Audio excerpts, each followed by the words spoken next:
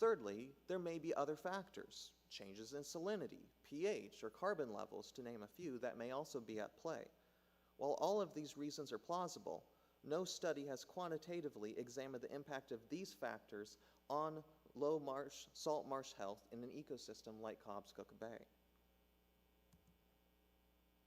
Fundamentally, the research question that Dr. Seeley and I are asking is this: what determines whether a salt marsh remains healthy or if it experiences low marsh die-off?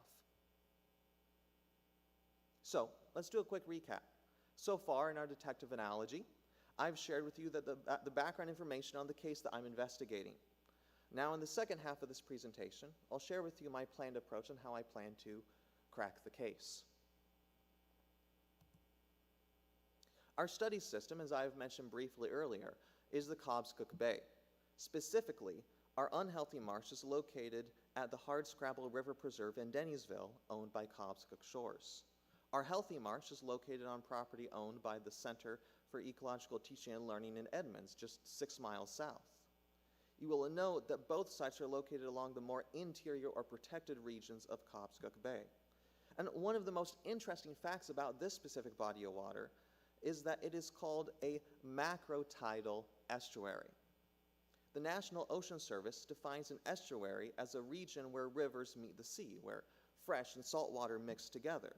And macrotidal is simply a fancy word for big tides. Cobscook Bay boasts some of the biggest tides in the world at regular 24-foot difference between low and high tides. So, that being the case, there's even more extreme impacts of various factors playing into salt marsh health. So, let's take a look at my study design. At the unhealthy marsh, Dr. Seeley and I are going to set up 4 rows or transects of square plots arranged perpendicular to the shoreline. That is, the rows will start in that low marsh out towards the water and extend up to the forest edge. We're still figuring out exactly how many plots we're going to have for each transect, but for the sake of this presentation, let's say it's 5. We will then place a data logger, as indicated by the black dot there, in the middle of the marsh. And we'll do the same experimental design at the healthy marsh as well. So what exact data will Dr. Seeley and I be collecting? There's 3 types.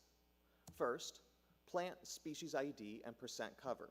We need to determine through dichotomous keys and field guides which plant species are growing in our plots. We also want to figure out how much of each species is present.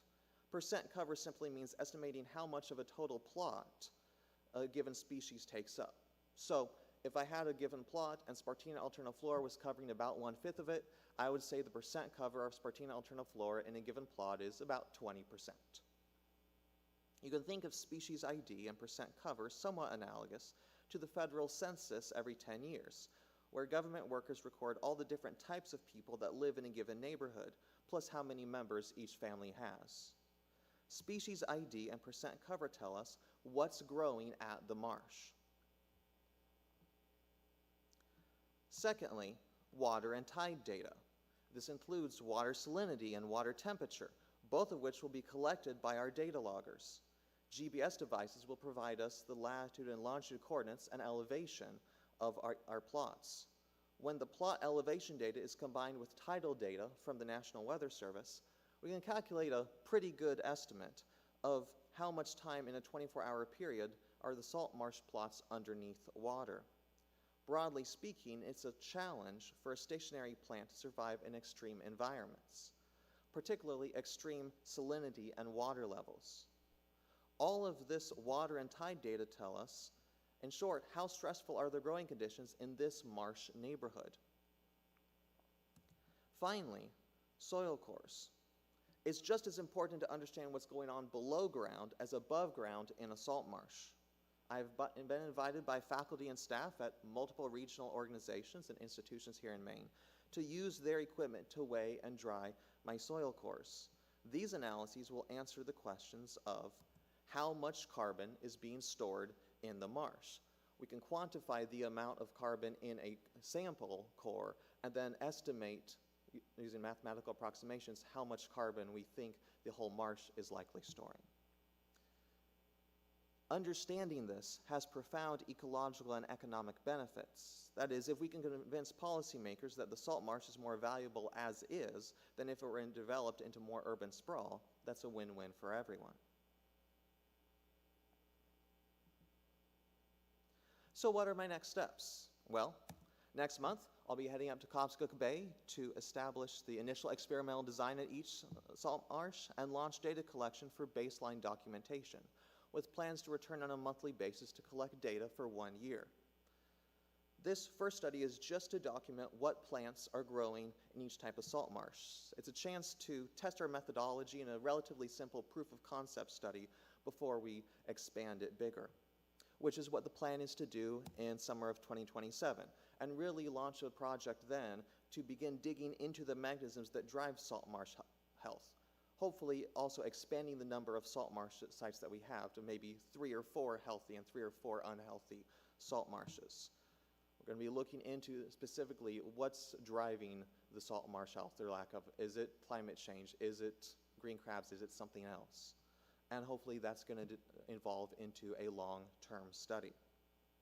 And concurrently, my plan is to apply for funding with collaborators here at Husson and elsewhere for funding to NSF or USDA to support travel costs, as well as the purchase of higher cost lab equipment, among other objectives that would really support both research and student involvement in this sort of work. I hope this presentation has piqued your interest in the world of salt marsh ecology and all the exciting stuff that's going on here at Husson. If you are a Husson student, particularly a freshman or sophomore interested in getting involved, please come talk to me. I am actively seeking students for enrollment in my senior capstone course for the 2027-28 and then 28-29 school years. Also, between now and then, consider enrolling in courses such as wildlife techniques, marine biology, conservation biology, and dendrology and field botany. These courses will give you skills not only in content, but also in field skills and data literacy that are essential to the salt marsh ecology work that I'm working on. One of the things I absolutely love about Husson is our tagline of Husson is how. Husson is how you can gain real-world skills before graduation, and this salt marsh research is no exception. If you are interested in an ecological or ecological adjacent career, whether focusing on plants, wildlife, marine species, human impacts and interactions with the plants and animals, participation in this research could really open doors for you. You would have the chance to gain skills in field work, data literacy, scientific presentation at conferences, and networking with regional professionals, all of which are very valuable additions to your CV when applying for jobs or graduate schools. Plus, I haven't yet had a student complain at me that the great outdoors was their official classroom. While I do believe that I am several years away from being able to say case closed, I have reached the end of my presentation for today. Major thanks to Provost Brown, Dean Roderick, and Dr. Edson for encouraging me and supporting me on my research interest. Dr. Robin Hadlock-Seeley for her initial inspiration of this project and continued collaboration. To the Center for Ecological Teaching and Learning and Cobscook Shores for permission to do research on their properties, and funding for this first year of work from the Eastern Maine Conservation Initiative. Last but not least, I want to thank you for listening to my talk, and at this time, I'm happy to take questions. Thank you.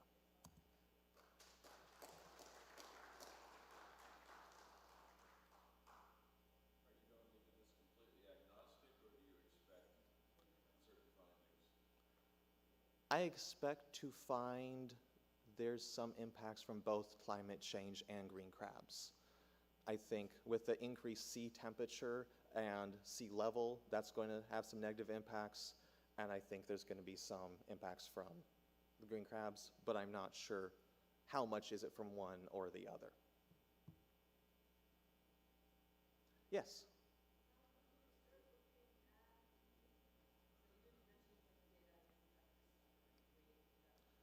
Yes. This year is just figuring out kind of baseline data of what plants are there. We are still developing the protocol for looking at green crabs, but it's likely going to involve some exclusion plots of like setting up some kind of fenced-in sections in our low marsh die-off marshes to say, hey, once these are excluded, do plants start coming back, or do they not start coming back? So it's going to involve something with exclusion plots.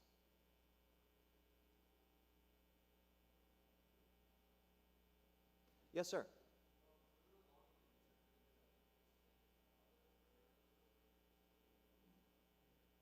So we're going to keep it focused on Cobscook Bay, but I think it would be really interesting to maybe have a total of like 6 or 8 sites, and have maybe like 2 sites that we're starting right now on the most interior portion of the bay, and then like do some in the middle of the bay, and then do a couple equal balance, healthy, unhealthy, on like the most exterior part of the bay, to see how does location in the bay and proximity to the opening into the broader Gulf of Maine impact the data that we're seeing.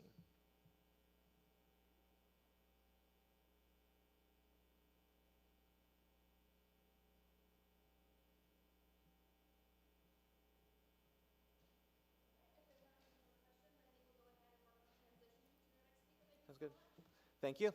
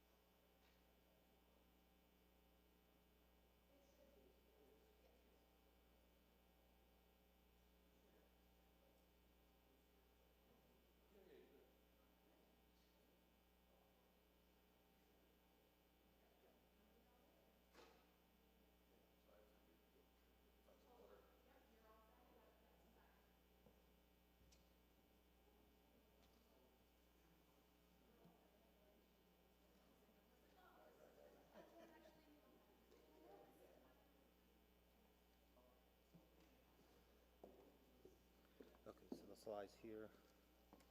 I believe that all of the presentations are already loaded on here. And so to load up Bruce's, you just press that button. Is that how it works? Oh, that's Probably, his. yeah, right Coming there. up. Okay. Yep, right, next slide. That's good. I just wanted to see how the Yeah, and I believe this is in presentation mode is between working. each one. Yeah, I should have loaded my notes in there.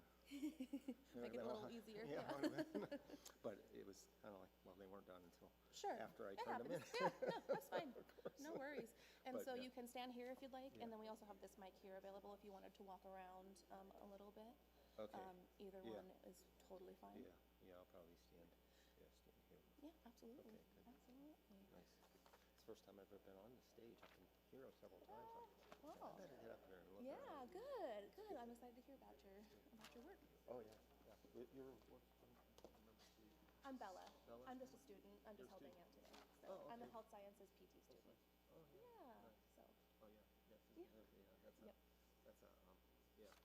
a great field. I seem to always run into like the teachers and Oh, students yeah. from it, even though I'm in a business area. even though you're in the 7th, yeah. Yeah, so it's funny. We're kind of all over the Yeah, place, you know. but we so. just kind of just see each other. I guess Yep. it's a lot. I guess so. Yeah.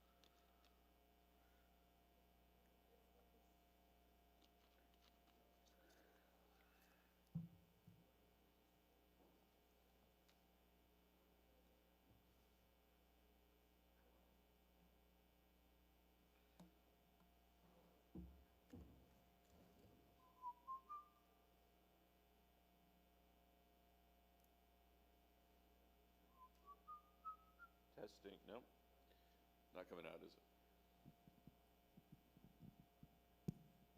Test.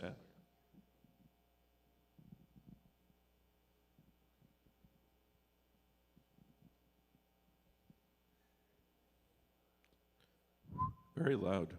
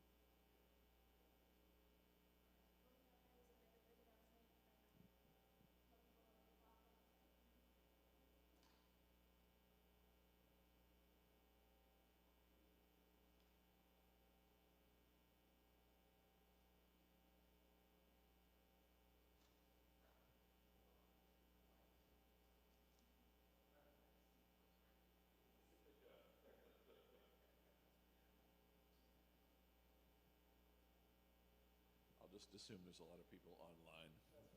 Yeah.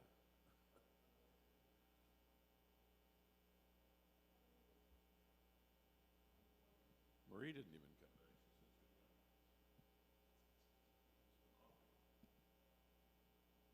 Clicking it on. Testing. Yeah. And I was just libeling Marie for not coming back, but she.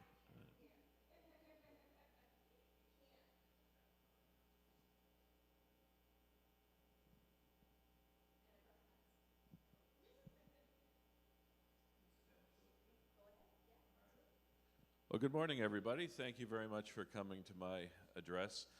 My name is Christopher Bruce. I'm an assistant professor in the School of Legal Studies. I joined Husson University in 2019 after a long career in the field of crime analysis, which is kind of like being a criminologist who is embedded with a street-level criminal justice agency.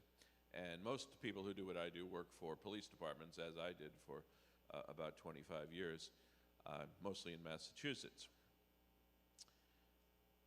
I got my doctorate finally last year after several false starts, and largely on the strength of this research that I'll be talking about today, meta-analysis on research done in the area of focused deterrence.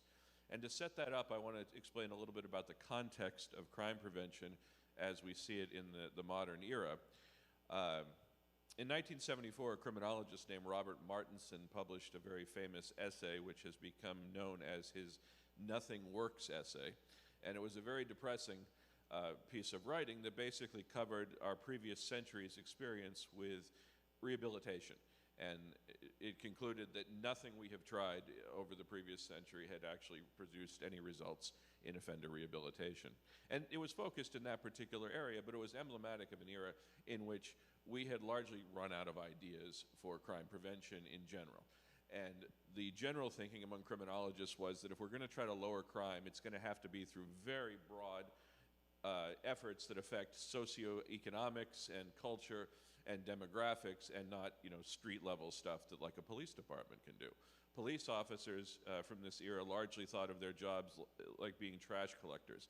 There was always trash out there. Every week they went out and emptied some of it, and then there was more the next week, and that was the best they could do. This, lowering crime was not really on anybody's priority list, or it was, but it wasn't on the local level agency's priority list.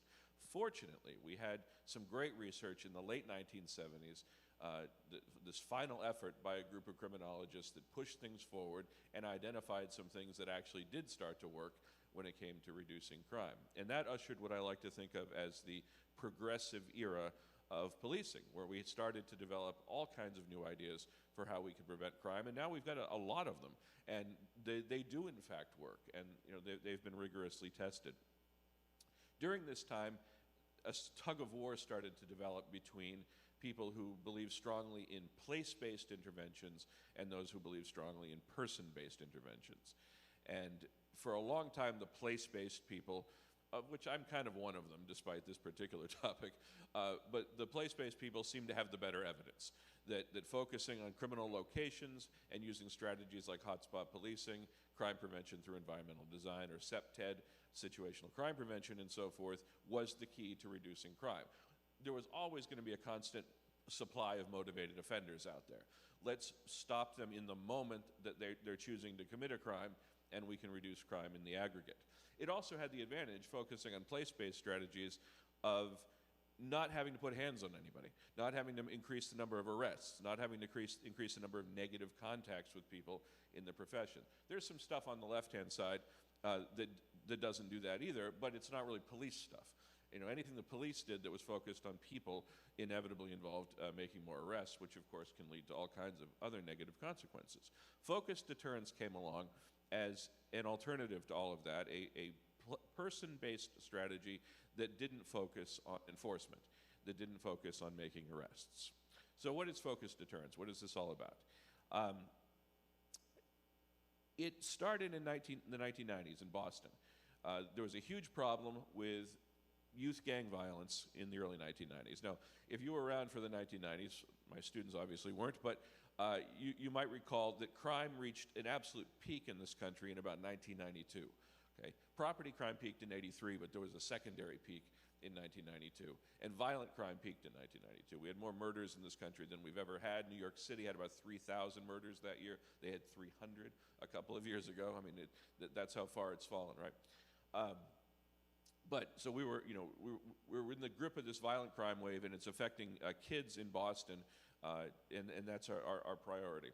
So this task force convened to meet and look at all the different ways we could try to stop gun violence in Boston. I was in college at the time, and then just beginning my career, so I wasn't part of it. I was aware of what was going on around me.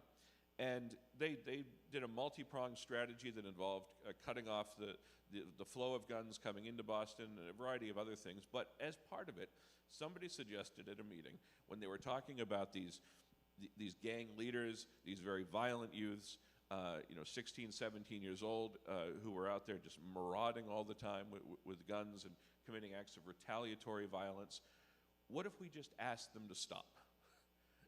And you can imagine there must have been like a bit of a laugh going around the room. I asked them to stop.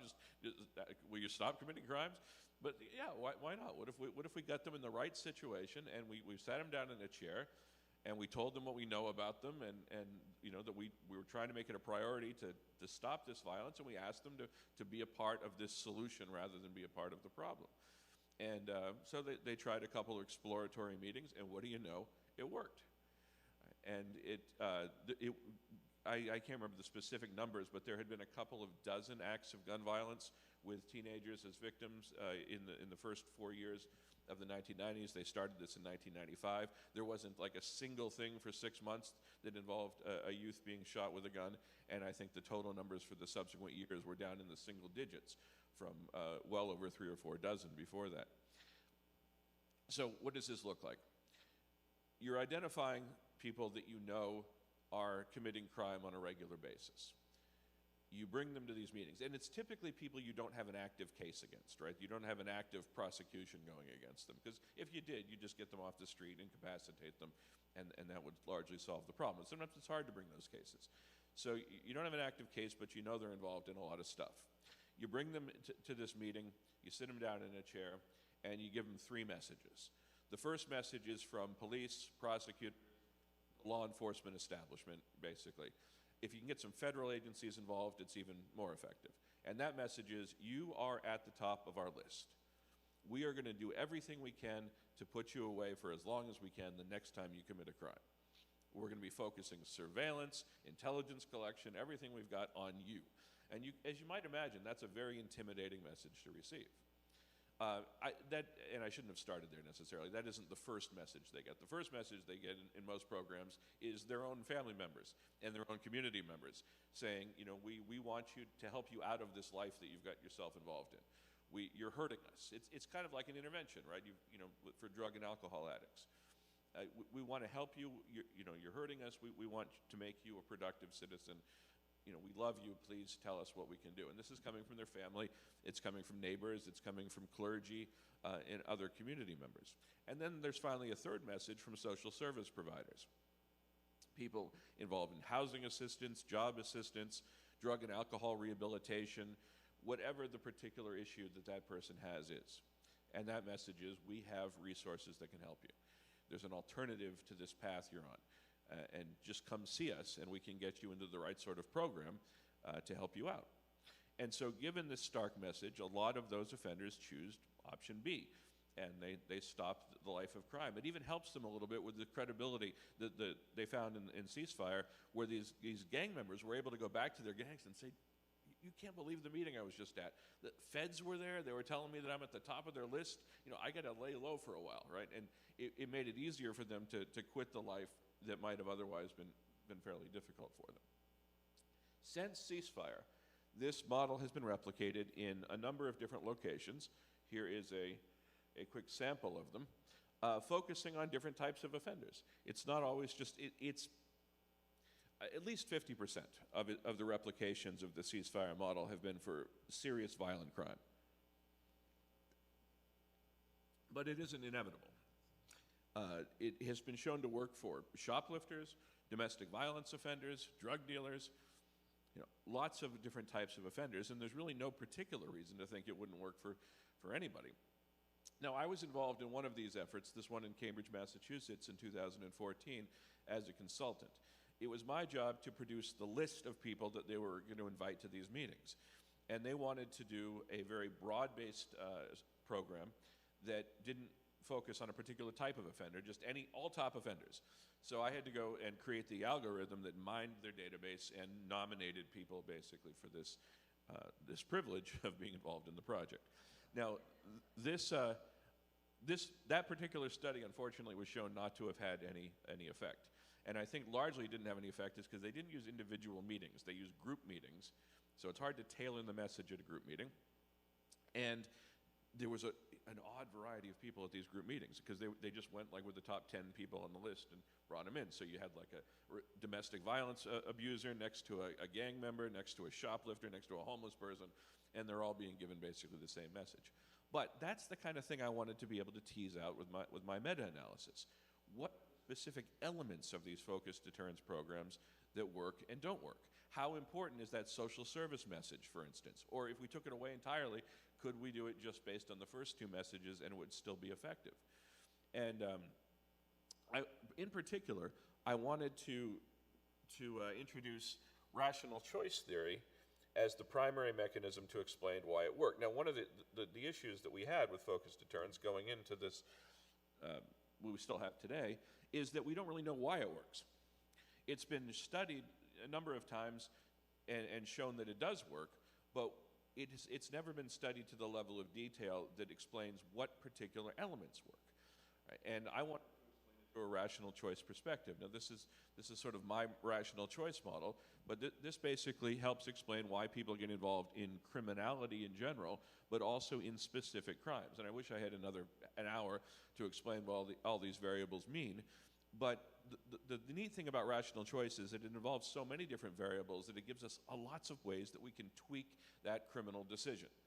Right? If we know that a particular offense is likely a bank robbery, a liquor store robbery, shoplifting, whatever you have it, this model gives us lots of different ways to adjust the offender's perception of reward, perception of risk, perception of effort, and therefore make it less likely the crime will occur.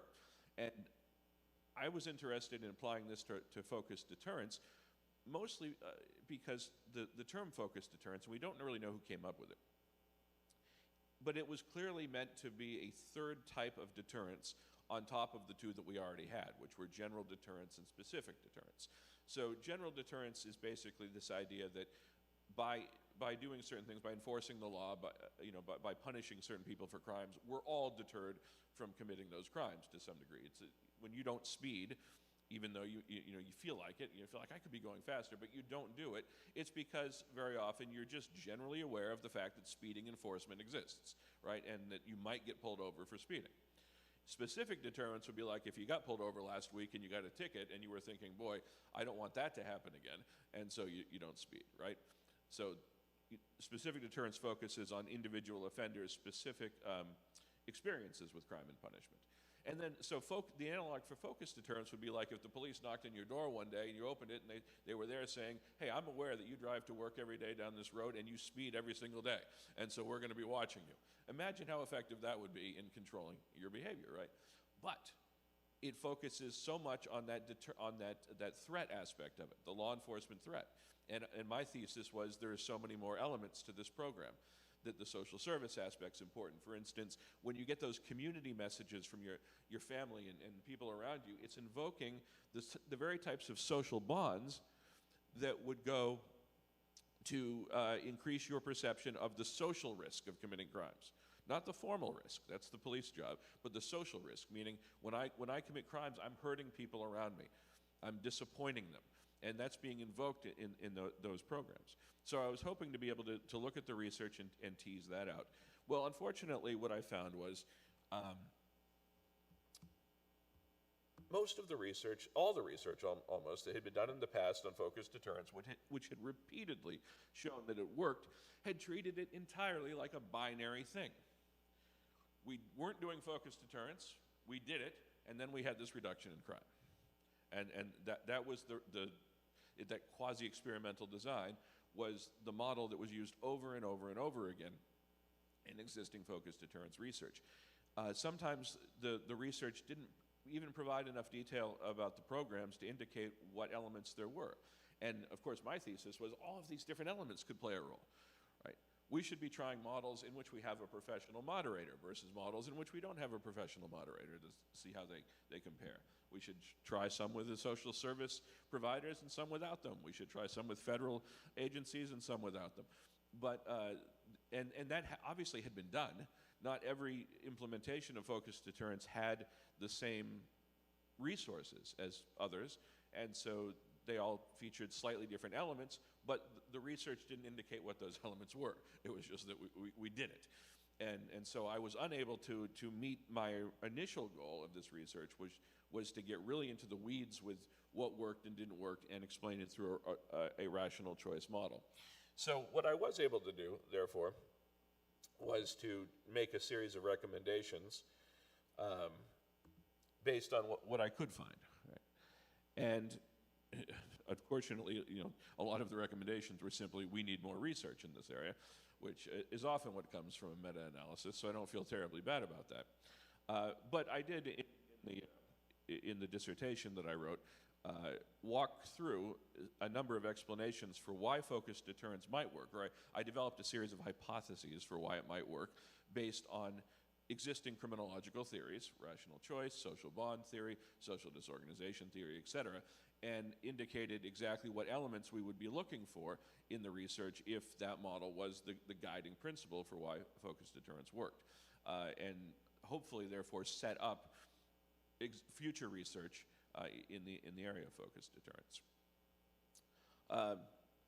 In the interests of time, I've been skipping around a little bit, and then I realized I didn't need to because I actually have more time. So these were largely my conclusions and recommendations. That we need, that even though deterrence probably is the primary mechanism, all of the projects featured at least that law enforcement threat.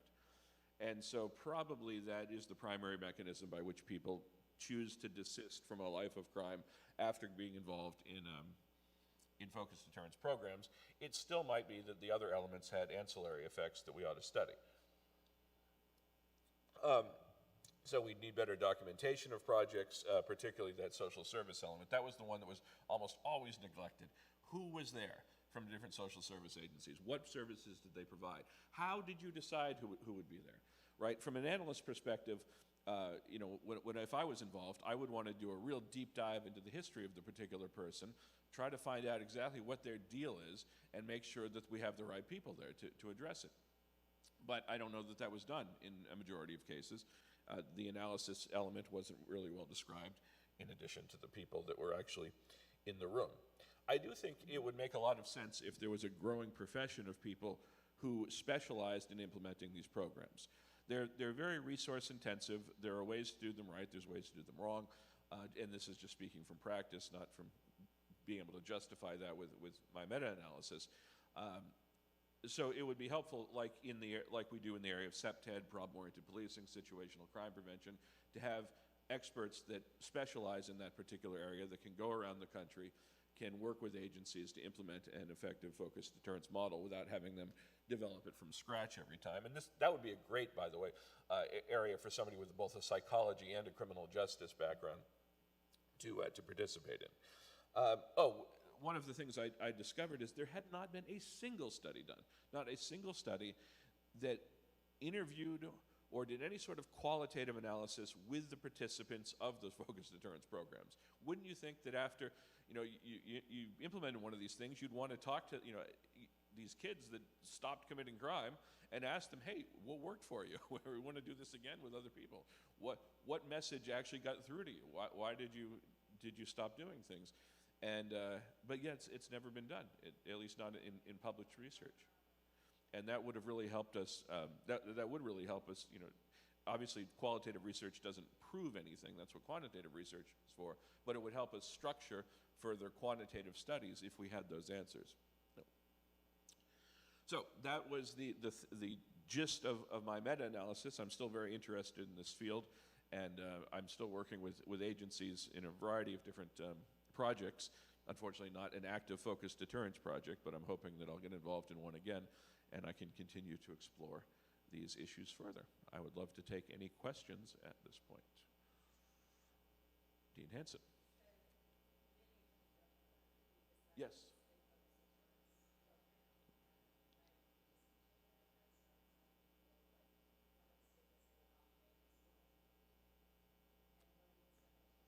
Yeah.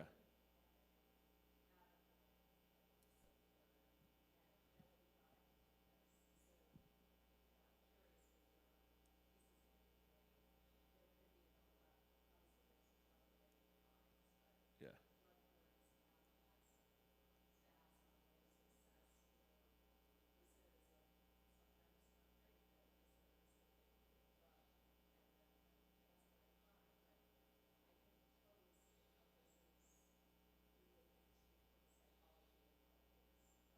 Mhm. Absolutely, yeah.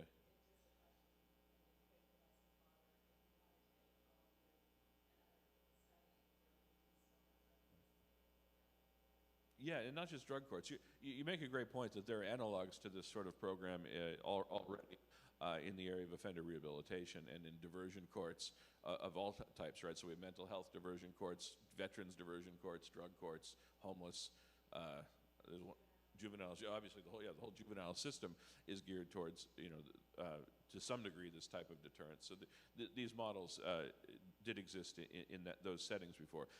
This is a little bit different involving police, of course, but really the same basic messaging and making the person feel seen is largely the same. And I think, again, does help explain why the mass method didn't work, right?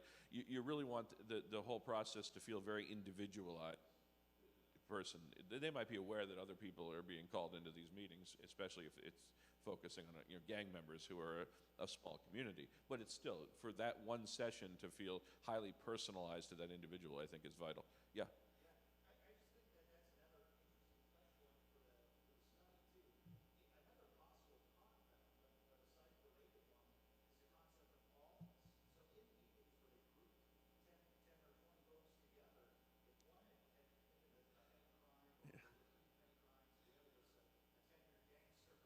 Right.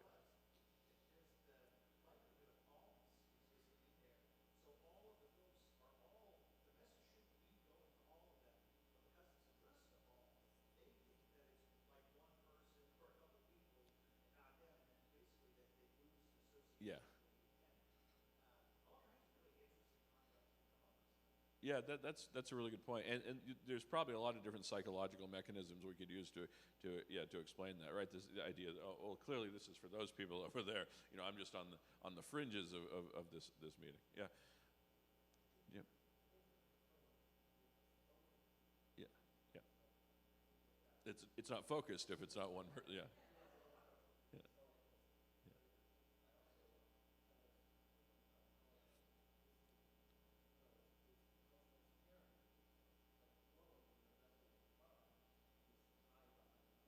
Yes. Yeah. Yeah. Right. And that's why it's a tough sell to some agencies in a way. I mean, police departments are inherently a little bit secretive, much more so than they ought to be. When I was a crime analyst, I was always identifying patterns and series of crime that I would argue with the public information officer, this needs to go out. People need to be aware of this. And well, what if we decide to do some strategy that we're to catch the person? We're not. So let's go out and at least warn the public. I was always having these arguments, and with focused deterrence, we kept hearing objections from detectives and officers who were worried about, well, we're trying to build a case against this person, so we're going to screw up that case. And we had to keep saying, but what's the real likelihood you're actually going to build a case? And if we could just convince them to stop doing it, isn't that better than trying to nail them for a past crime? To some people, it's actually not. So you run into a certain values dissonance sometimes with this, and it's one of the reasons that even though it's very promising, and all the research has indicated, even though I've indicated the research hasn't been entirely sufficient in its details, it's at least been rigorous enough in the methods that it's used, and it's basically indicated almost always that it works. That Cambridge study, and they mostly did that for efficiency reasons. I think they had limited amounts of money and so forth. But that was a rare exception. Almost always, the program works, and yet it's not like every agency around the country is doing it. It not only takes some resources, but it takes some overcoming of the traditionally reactive nature of police departments in the first place. And so it can be a tough sell sometimes. Yeah.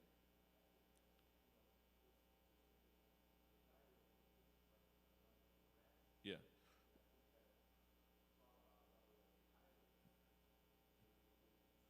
Well, I don't know that anybody does that anymore. I mean, internally, internally police departments look at those statistics, and maybe there are some misguided police leaders out there that still believe that more arrests is better in some way. But if we hadn't hit that turning point, even if people believe that in 20 years ago, we definitely hit a turning point about within the last decade where we've realized that an arrest really is a tragedy, right? When you have to make an arrest, so many things have gone wrong at that point, and it's something that ought to be avoided as much as possible. And I think even the most reactive agencies kind of sense that in deep down, and so that's not really the metric we're fighting against, but we are fighting against other deep-seated traditions and an overall reactive nature when it comes to implementing programs like this. So I think I've reached the end of my time, and Jim is next, right? So I look forward to his presentation. Thank you all very much for your time and attention.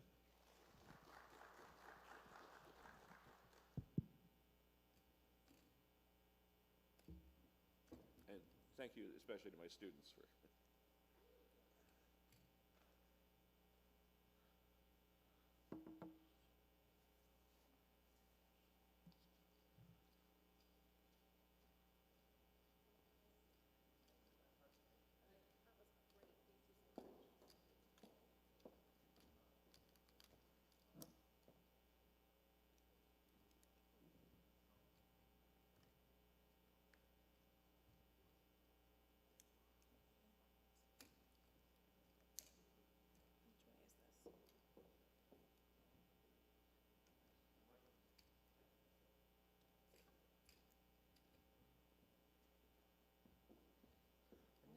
Can I switch in the middle?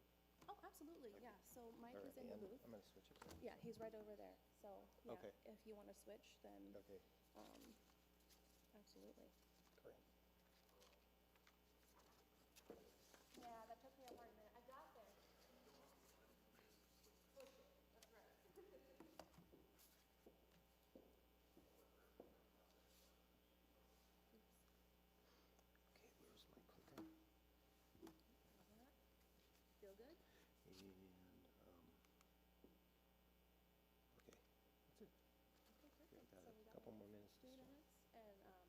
So when there's 5 minutes left of your 20-minute slot, I'll just give you a little signal of 5 minutes, and then we'll transition from there.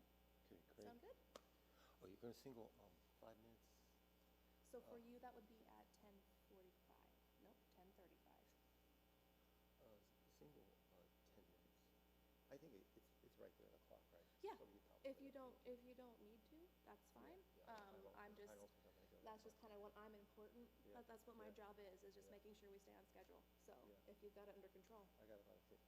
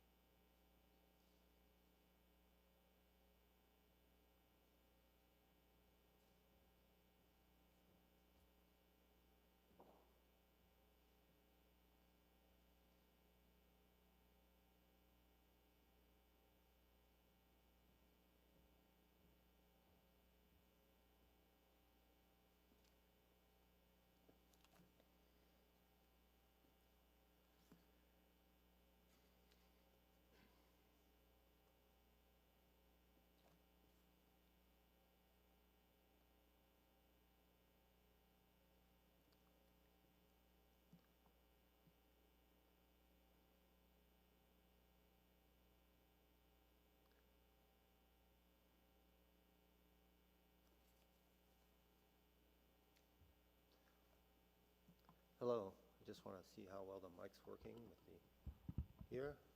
Okay, good. It's 10:30 and I'm going to start now. Hi. Good morning, everyone. My name is James Shimko. In case you don't know me, some of you know me already, but I'm an assistant professor of accounting at Husson, and I'm a certified public accountant, and I have a doctorate degrees in business administration in accounting. So I focused on accounting, but my talk today is about how my interest in nonprofits, which is kind of different about, and it's not really necessarily the accounting. It's about how reports in general influence mission outcome. So my interest, my experience goes across several sectors. I worked in government and exempt organizations with the IRS. I've worked at several different higher education institutions and nonprofit organizations, and which were nonprofit organizations. And I also, was a founding member of a nonprofit, and I work for a nonprofit organization. I volunteer for a nonprofit on the board of a nonprofit organization, and I just joined on the board of directors of a co-op, which is not a nonprofit organization. It's actually a for-profit organization, but it has a different organizational structure, and I've been always interested in that structure, smaller organizations that also have nonprofit missions. Like the co-op has a missions that often look like a nonprofit organization, but they're not really organized that way. But that I wanted to just kind of see where a little bit about me as a researcher and about why this has always been, it's actually a very important issue to me. And so my earlier research actually focused on sustainability reporting, which is how corporations report the triple bottom line, both the social, environmental, and governmental acts so sustainability is such an important topic now too, but I'm actually moving away from that into just nonprofit organizational management and how that can become more effective.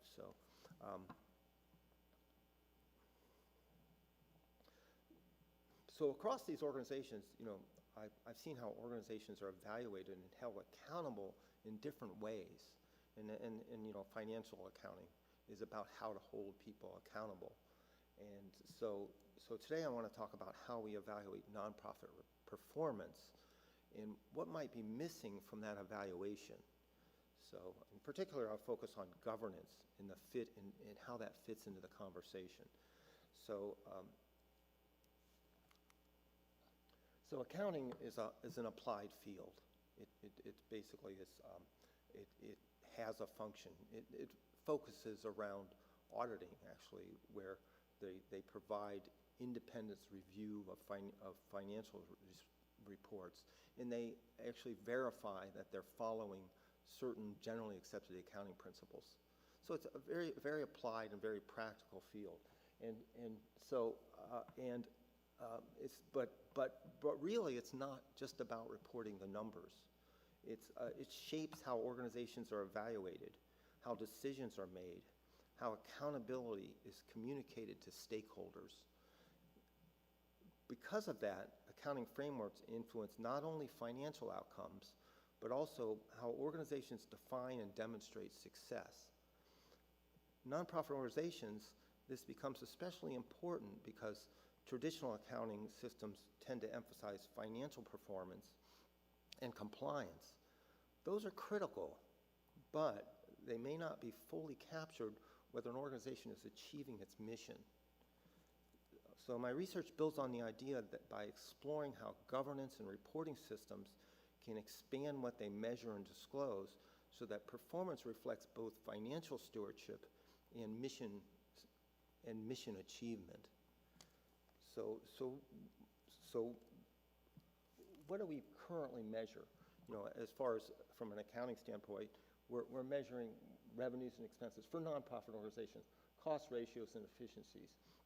Nonprofit organizations are required to file a Form 990, and they have to report a certain amount of financial. They do have some narrative in there as well. But the interesting thing about nonprofit organizations, unlike for-profits, is nonprofit organizations must publish those reports, and they must be made available to the public in the interest of transparency. So audited financial statements. Now, nonprofit organizations generally, the accounting profession is really based on corporate finance and preparing audited reports for corporations. That's required for the Securities and Exchange Commission. But nonprofit organizations, they have to have audited financial statements if they get a certain amount of grant money, like federal grant money, and also if they get state money, the states may require audited financial statements as well. So not all nonprofits must get audited financial statements, and some of the grants require that those audited financial statements be also published and available to the public as well. So strong financial transparency is actually a good thing, but at the same time, for a nonprofit organization, it's not what their mission is. Their mission is to accomplish their mission objectives. So how do we evaluate whether they're accomplishing their mission? And that's where my research is founded on. So because the accounting frameworks influence not only the financial outcomes, but also how organizations define and demonstrate success. So there's an emphasis on financial reporting. It becomes almost more important than the mission in many times. So when nonprofit organizations become especially important because traditional accounting systems tend to emphasize financial performance and compliance. Of course, that's where the accounting processes and the rules come from. It's sort of like they took for-profit rules of reporting financials and they applied them. They changed them for what nonprofits have to report, but it's still pretty much the same basic structure.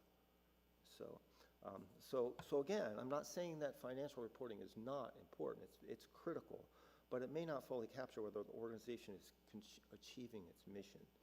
So my research builds on that idea of by exploring how governance and reporting systems can expand what we measure and disclose so that performance reflects both financial stewardship and mission achievement. Okay, so so what's missing from these financial reports? Well, there's information about governance structures. So nonprofits' performance is typically evaluated on compliance-based measures, such as revenues and expenses, cost ratios, and required disclosures on a Form 990. Three indicators are essential for transparency oversight. However, they're primarily reflected on how these resources are managed, not whether the organization is achieving its mission. So for example, an organization may report strong financial efficiency, but that alone does not demonstrate meaningful mission outcomes. As a result, current reporting systems emphasize financial stewardship while offering limited insight into the mission quality. So what we measure well is its financial performance, but not necessarily mission success. Okay, so basically, what is my research? It's trying to address this gap. There's a gap in reporting that I feel in the research, and it's documented in the research that governance, that financial statements indicate governance capacity, but they can't. Of course, you can't prove governance. You can't prove mission success. It's very difficult to prove something that's kind of fuzzy. You know what I mean? So what do I do in order to? What I'm trying to do as far as research is what to disclose is the capacity to be successful, or the capacity to provide the service that the organization claims to provide. So it's two related projects. One, I'm looking at it from a disclosure perspective, transparent. How transparent are organizations about their capacity to provide a quality service? And then the second is the behavioral perspective. It's more of an internal analysis of, how do we define tasks? How do we have role clarity so that we understand and work together towards a common goal? So governance and disclosure. So the first paper is, the first project is, I call it a project, even though it's a paper, it's a major project. Whenever you try to start out doing a paper like this, there's the things that you have to do to get the background even are just seem, exciting, but at the same time, it takes a long time. It takes a lot of persistence and patience to get what you're really looking for, So my first project focused on governance and disclosure, asking how nonprofit organizations can make governance capacity more visible through reporting. And while current systems provide strong financial transparency, they offer limited insight into how governance supports mission achievement.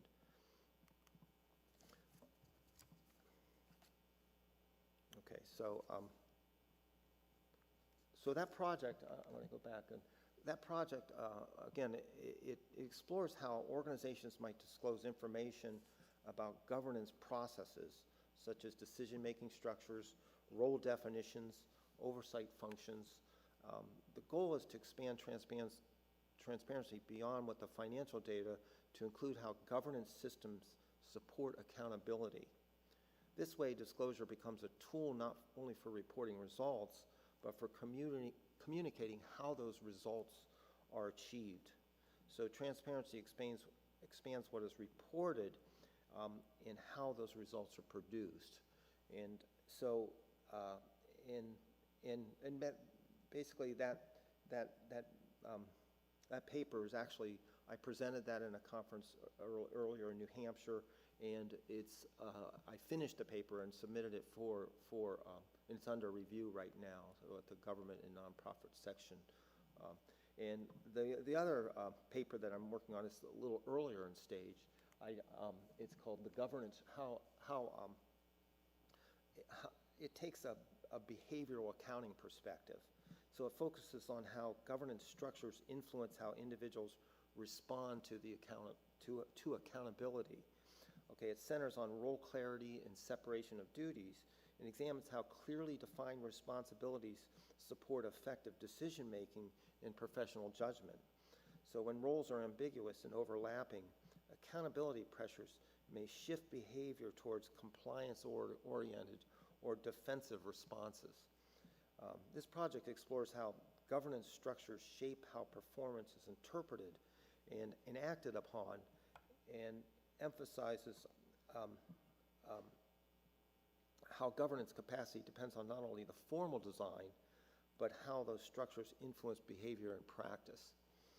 So governance is not only structural, it is behavioral in how it is experienced and enacted.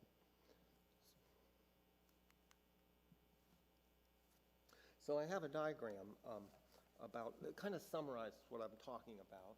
And since, I'm going to switch mics here. Hello? Yes.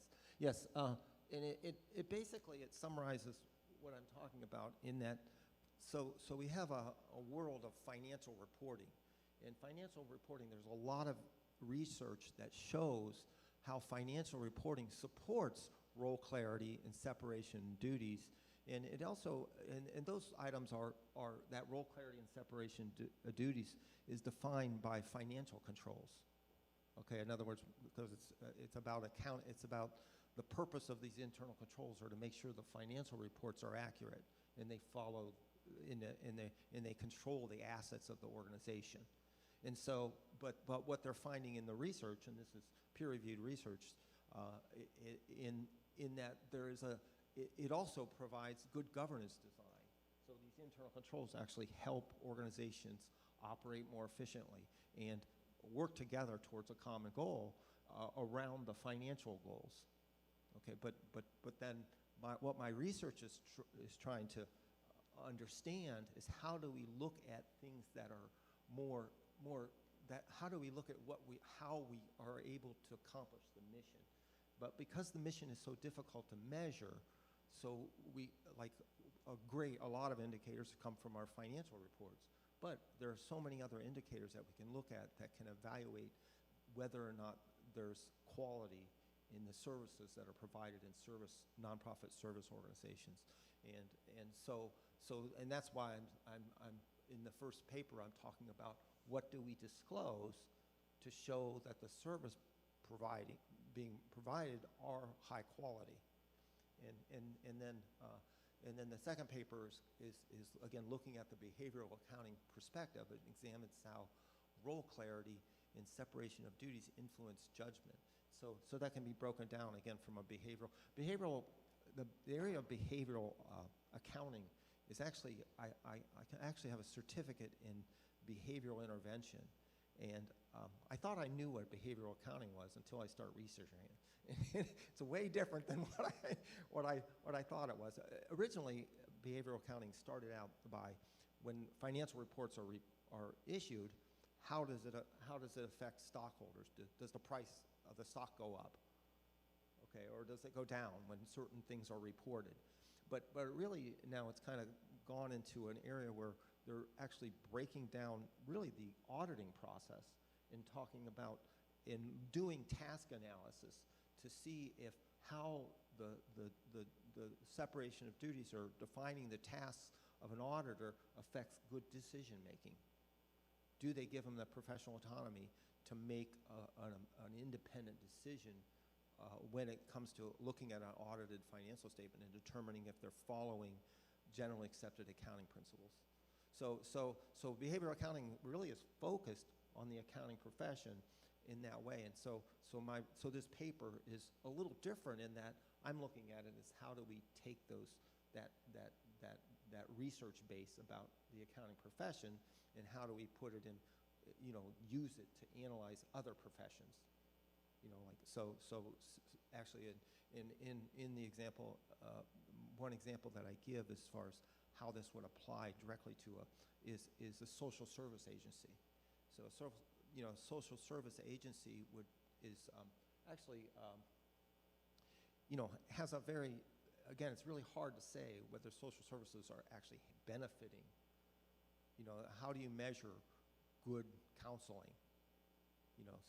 But instead of measuring good counseling, you look at the qualifications of the counselors, you look at the experience of the counselors, and you look at the training that the counselors have. And then the counselors actually should have the professional autonomy to make independent decisions based on their qualifications, experience, and training.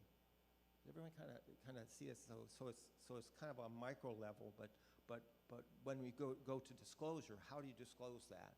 Or how do you use that to make sure that the professional autonomy is still there? Because if you have individuals that don't understand the counseling process, they're like if managers that are controlling, you don't want accountants to decide whether that's good service or not. Does everyone kind of see is that we shouldn't have accountants saying, you're providing a quality service because you met our cost budget. You see what I'm saying? There has to be a division of role between there. And I think I think I'm actually going on, I actually kind of curious about what you think about this research and where you're going from there. So any questions or comments?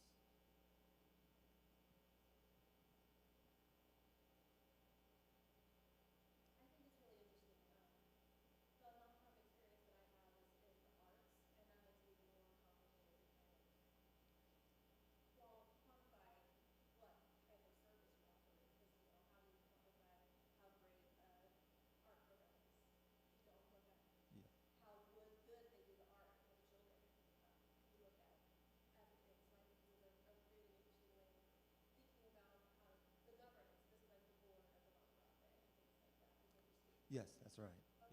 Yeah. But that's interesting. I'm actually a musician. My first degree is in music, and I always think about performing arts and how arts actually the big definition of what art is only should be defined by the artist. And I don't know if you've done that. It's not by whether or not you should sell it. That's business. That's a business decision. So art. So like you're right. How do you, if you're trying to promote art, how do you put in governance structures so that you can protect the artist's right to express themselves in the way that they choose, but yet so encourage others to do that and then share their art in a good way. So you're right. It's very hard to show the value because it's hard to measure. And I was also earlier Bruce was talking about that, and I was looking at his talk and I'm thinking, wow, this would really work with nonprofit organizations that are trying to reduce crime in their neighborhood. How do you look at that? And if they want funding, and I think that this kind of thing too would help with funding. If you have a nonprofit organization and they're looking at funding, they could take that idea. So you have to put in financials for nonprofit organizations, and they look at that very closely. But they also look at the narrative. So in the narrative, you could talk about your capacity to provide a quality service.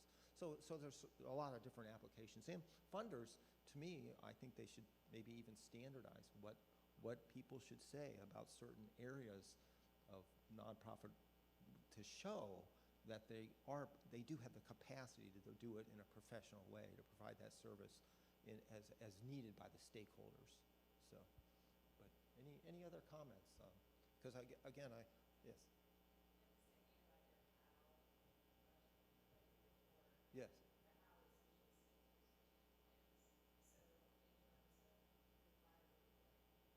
Mm-hmm.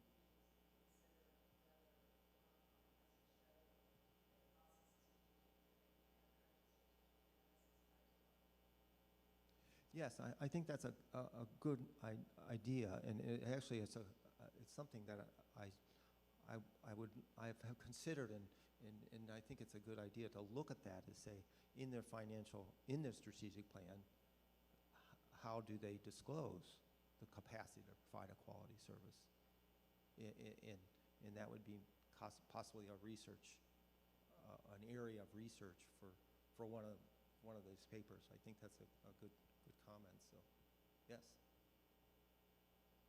but again, it's to evaluate these strategic plans. You know, like for accounting, there's very clear standards, and those standards make it comparable between different organizations. But with strategic plans, there's no standard, and there's no recommendation from the profession about what would be considered quality. You see what I mean? Is when professional, especially with professional service organizations, because they're trained to do quality, and because it's difficult to measure quality in professional services, it's kind of how do you disclose that, and how do you, like different organizations that provide similar service, how do they show that they have that capacity to provide a quality service? Yeah. But it's a good comment. Thank you.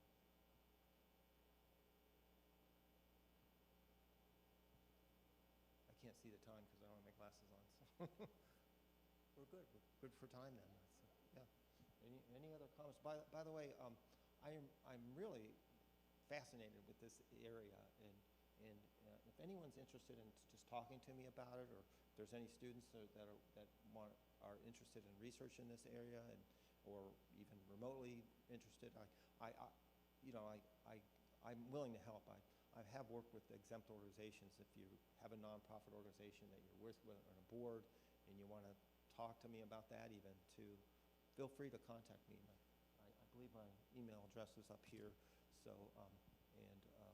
again, thanks again, and I appreciate the board, and I appreciate Marie, the dean. She encouraged the faculty to do this, and I really think it's a great thing. It's helped me a lot in helping to organize my research and understand the long-term plan, and from a standpoint of how do we bring it to the applied level. Because when you're in the research level, you try to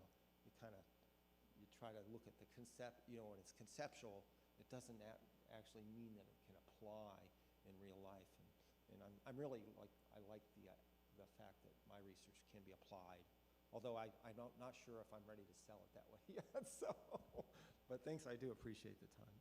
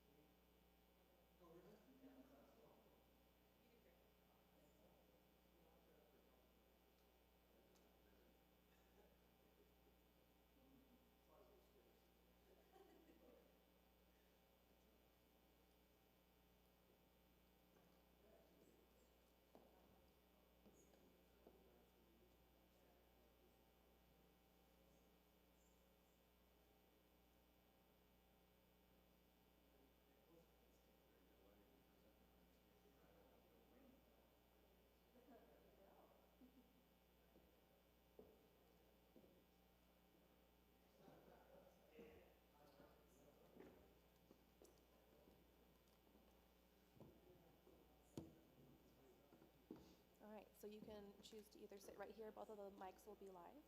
So if you want to stay here, this one will pick it up.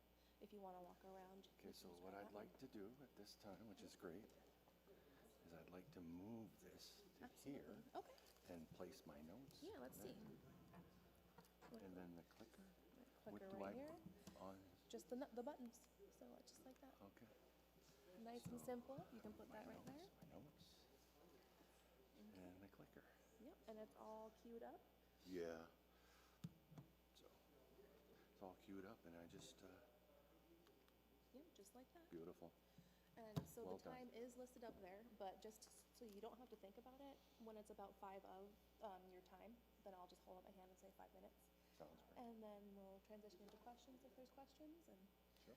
hopefully we have a few more people walk in. Doesn't matter. Either way. All right. Yes, yes. We have a clicker, and then you can also. I believe so. Right on it. That's a good question. Yeah. Because, yeah, I'm not sure. This seems like it does have a. Yeah. Let's see. Laser pointer. Yeah. I see it. It's just I don't see it on the screen, but when I push this button, I see red. Yeah.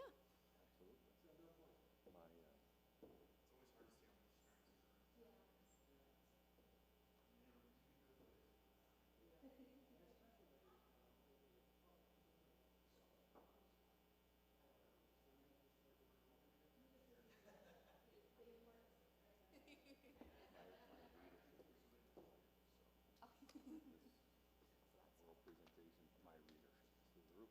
And my publisher just contacted me. He wants my next article in criminal justice.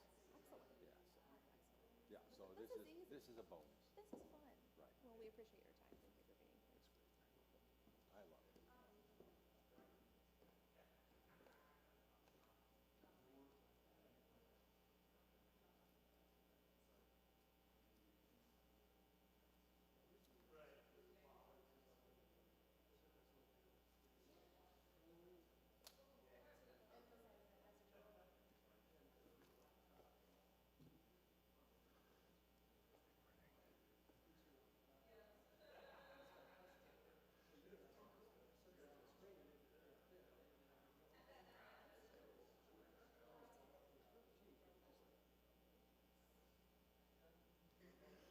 So good morning. It's nice to be here on Husson Scholarship Day.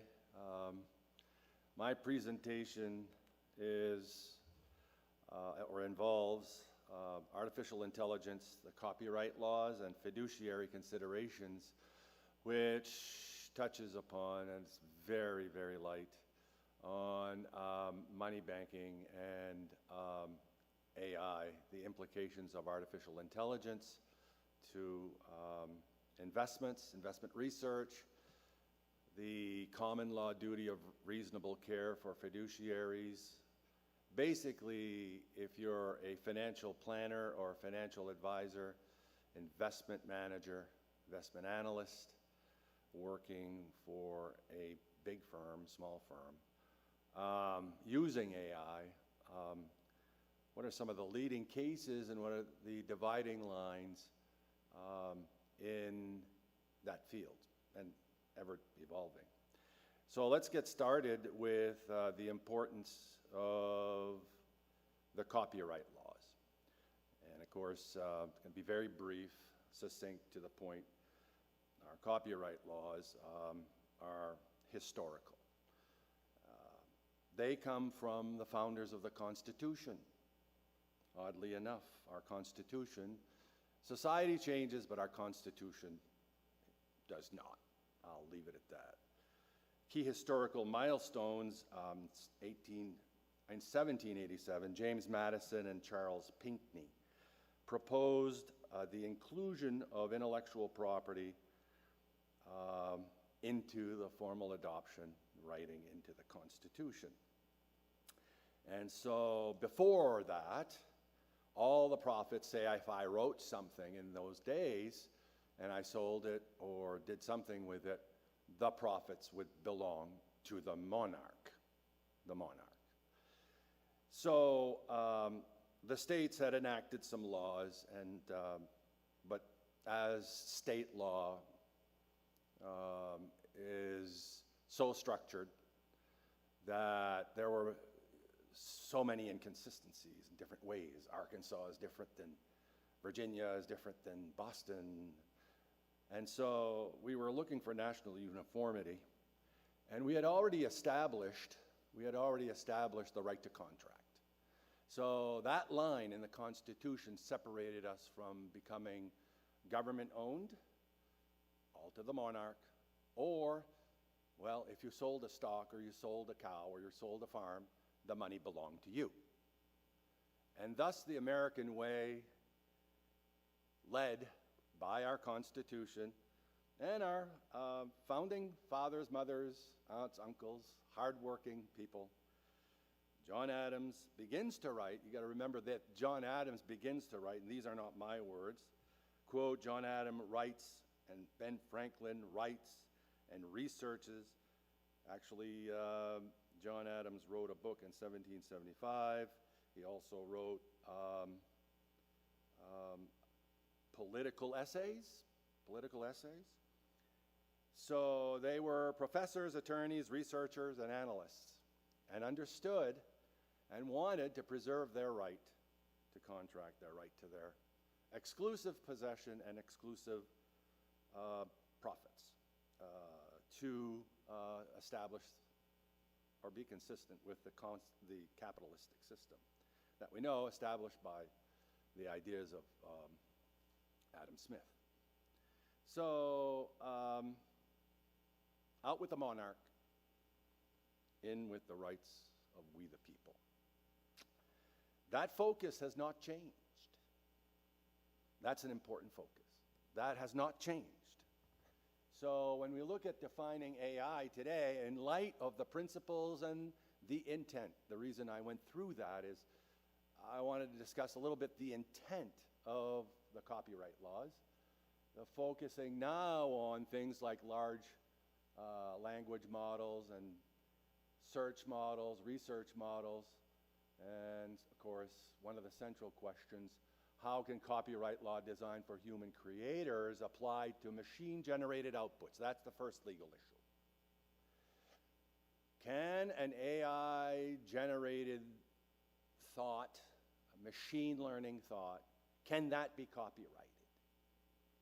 So with the background, the copyright laws were written when technology obviously wasn't prevalent. So the intent of the Copyright Act relates to the human creation, not to the machine creation. Now you know the answer. So that conflict is easily solved by a bunch of cases with court principles that basically held or hold that copyrighted material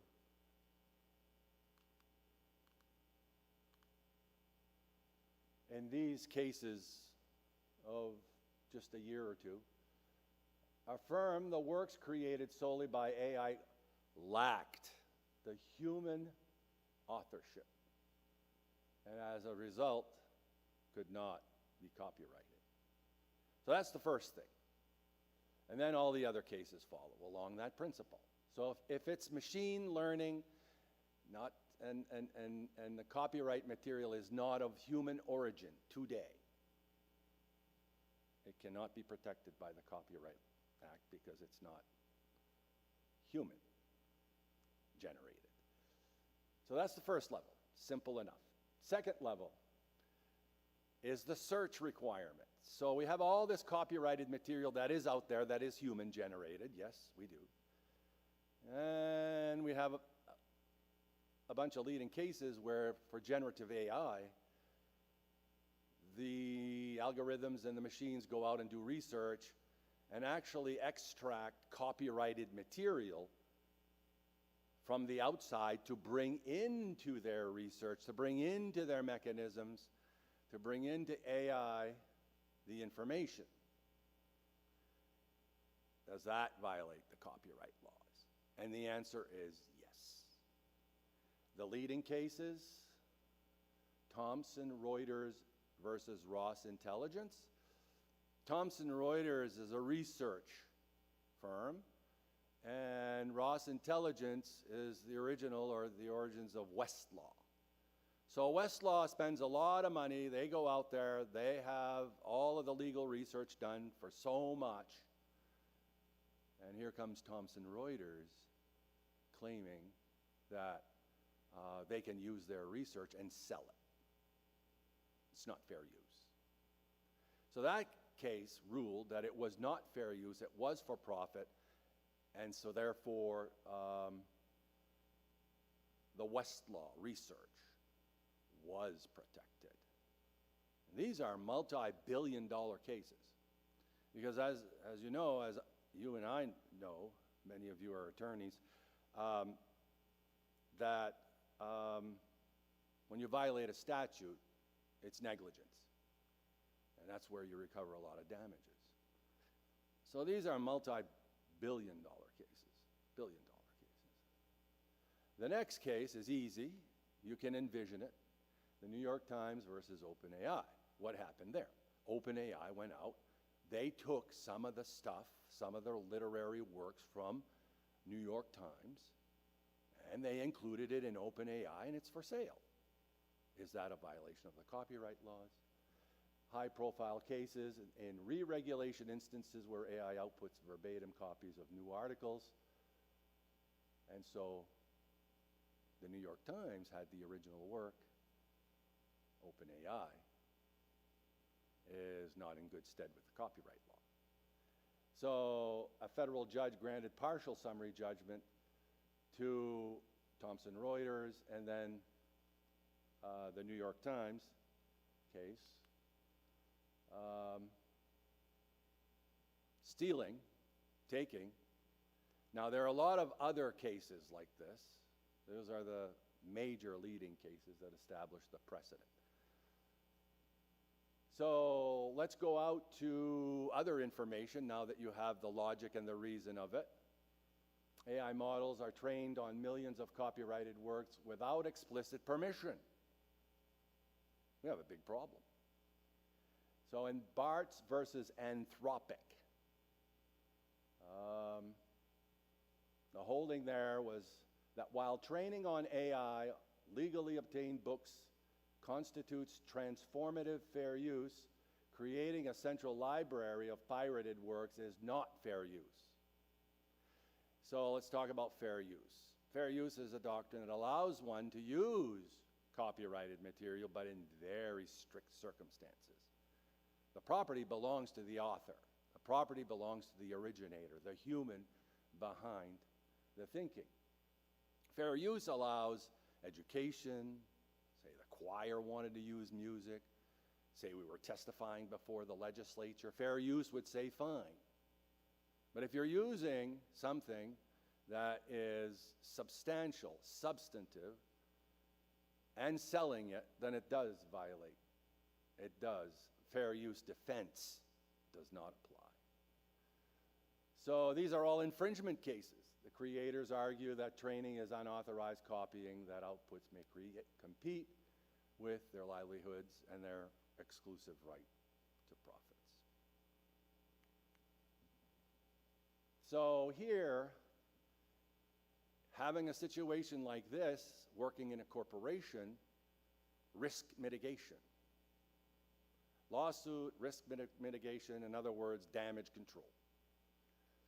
And now we're barely getting into regulation, what's fair. Filing for copyright has to be established, and then of course it includes what's included, what's excluded. 30% rule is suggested. This isn't, it's not from a case, it's suggested, but not strictly legal. A guideline that no more than 30% of the work should come directly from AI to ensure reasonable use. So now we're going into percentages, but they're untested. So this is the whole, I'm using the original works, okay? But if I'm only going out there and getting 30% of the original works, is that enough? 70% would be transformative. In other words, I'm changing it enough, I'm changing the work enough for the copyright the copyright law to not cover what I'm using, because I'm providing 70%. That's not the law right now. Transparency, documenting the human role in the creative process, of course, is essential. Licensing. Nothing wrong with licensing.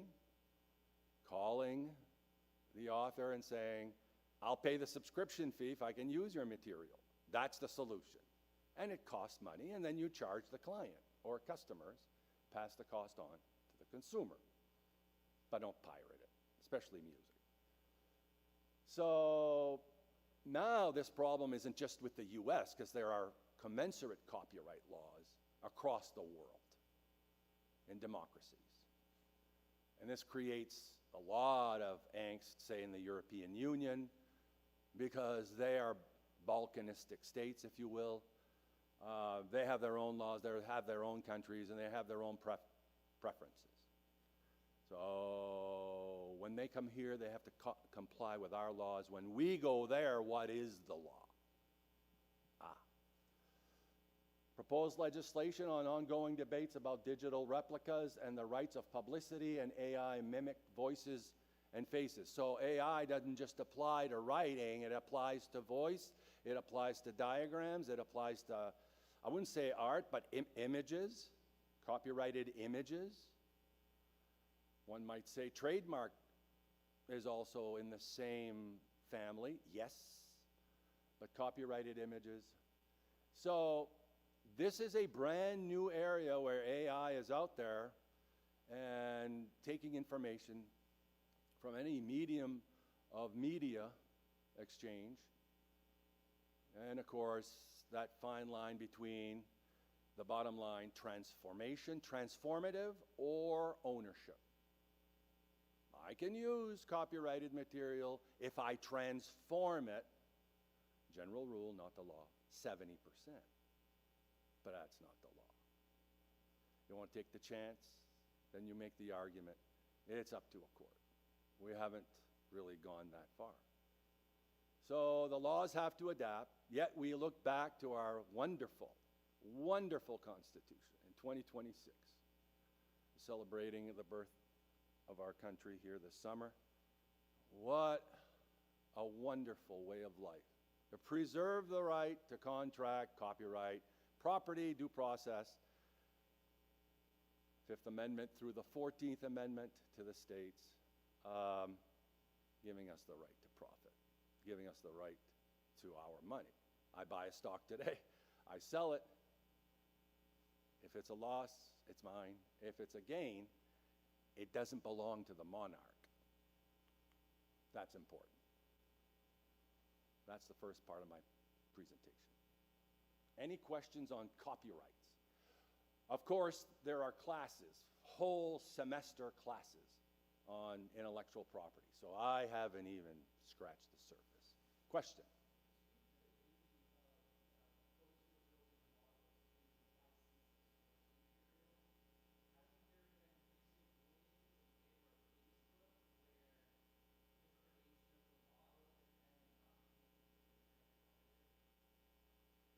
Yes, it's developing. There are 70 some odd cases right now in the federal courts trying to answer that question, depending on the circumstances. So there are cases, but basically it's still the numerical aspect of it. What's 70, what's 30 is problematic.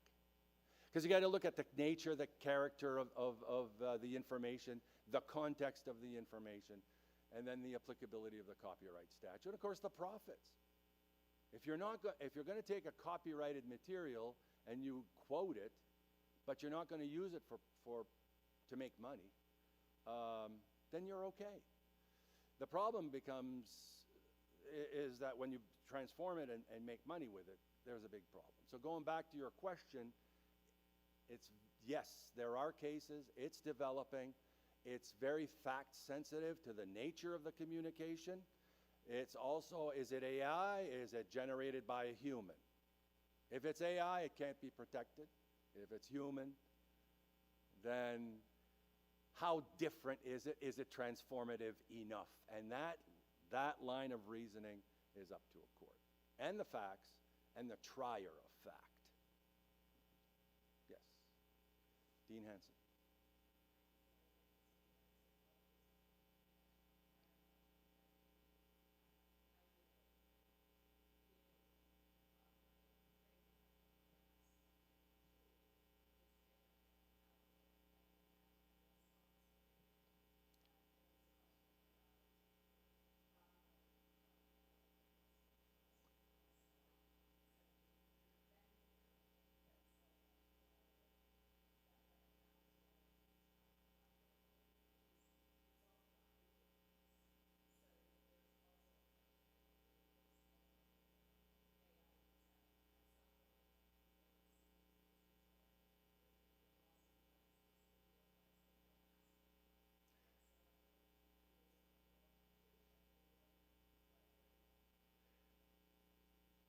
As I said, we're scratching the surface, which takes the analysis here beyond the generic connectivity to copyright law to what is the quality of the information. And my paper also gets into hallucinations and how AI must be supervised, and the cause of action, the pleading, if you will, is negligent supervision of AI. And I'll just, a fascinating case, real quick, 10 seconds.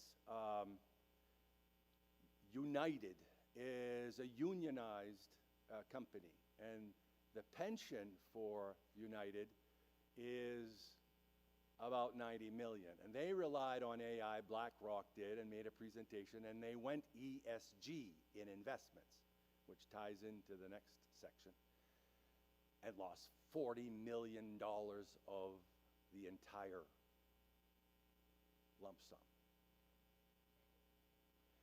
And so that case, well established, BlackRock, oh, okay, there's a balance here, but you didn't really supervise AI here, and that's a big problem. And so that segues into the next area, which is in banking. So I want to make it relevant because money is relevant. Does that make sense? Okay. So now we go back to what Dean Hanson is saying. We shift to legal advice and financial advice. Same thing. And we look at portfolio management, analyzing just a vast amount of data, behavioral tracking, risk mitigation, and then strategic preparation. So you sit down with a client says, here's my money, like Fisher Investments, and what are we going to do with it? And we have AI that is involved, and you don't inform the client. Do you have an ethical duty to do that? That's one level. The other level is it is if you're wrong, and it's, as you know, in investments, the call is wrong a lot. You have to be right in investments, or you're just not going to be an investment officer very long.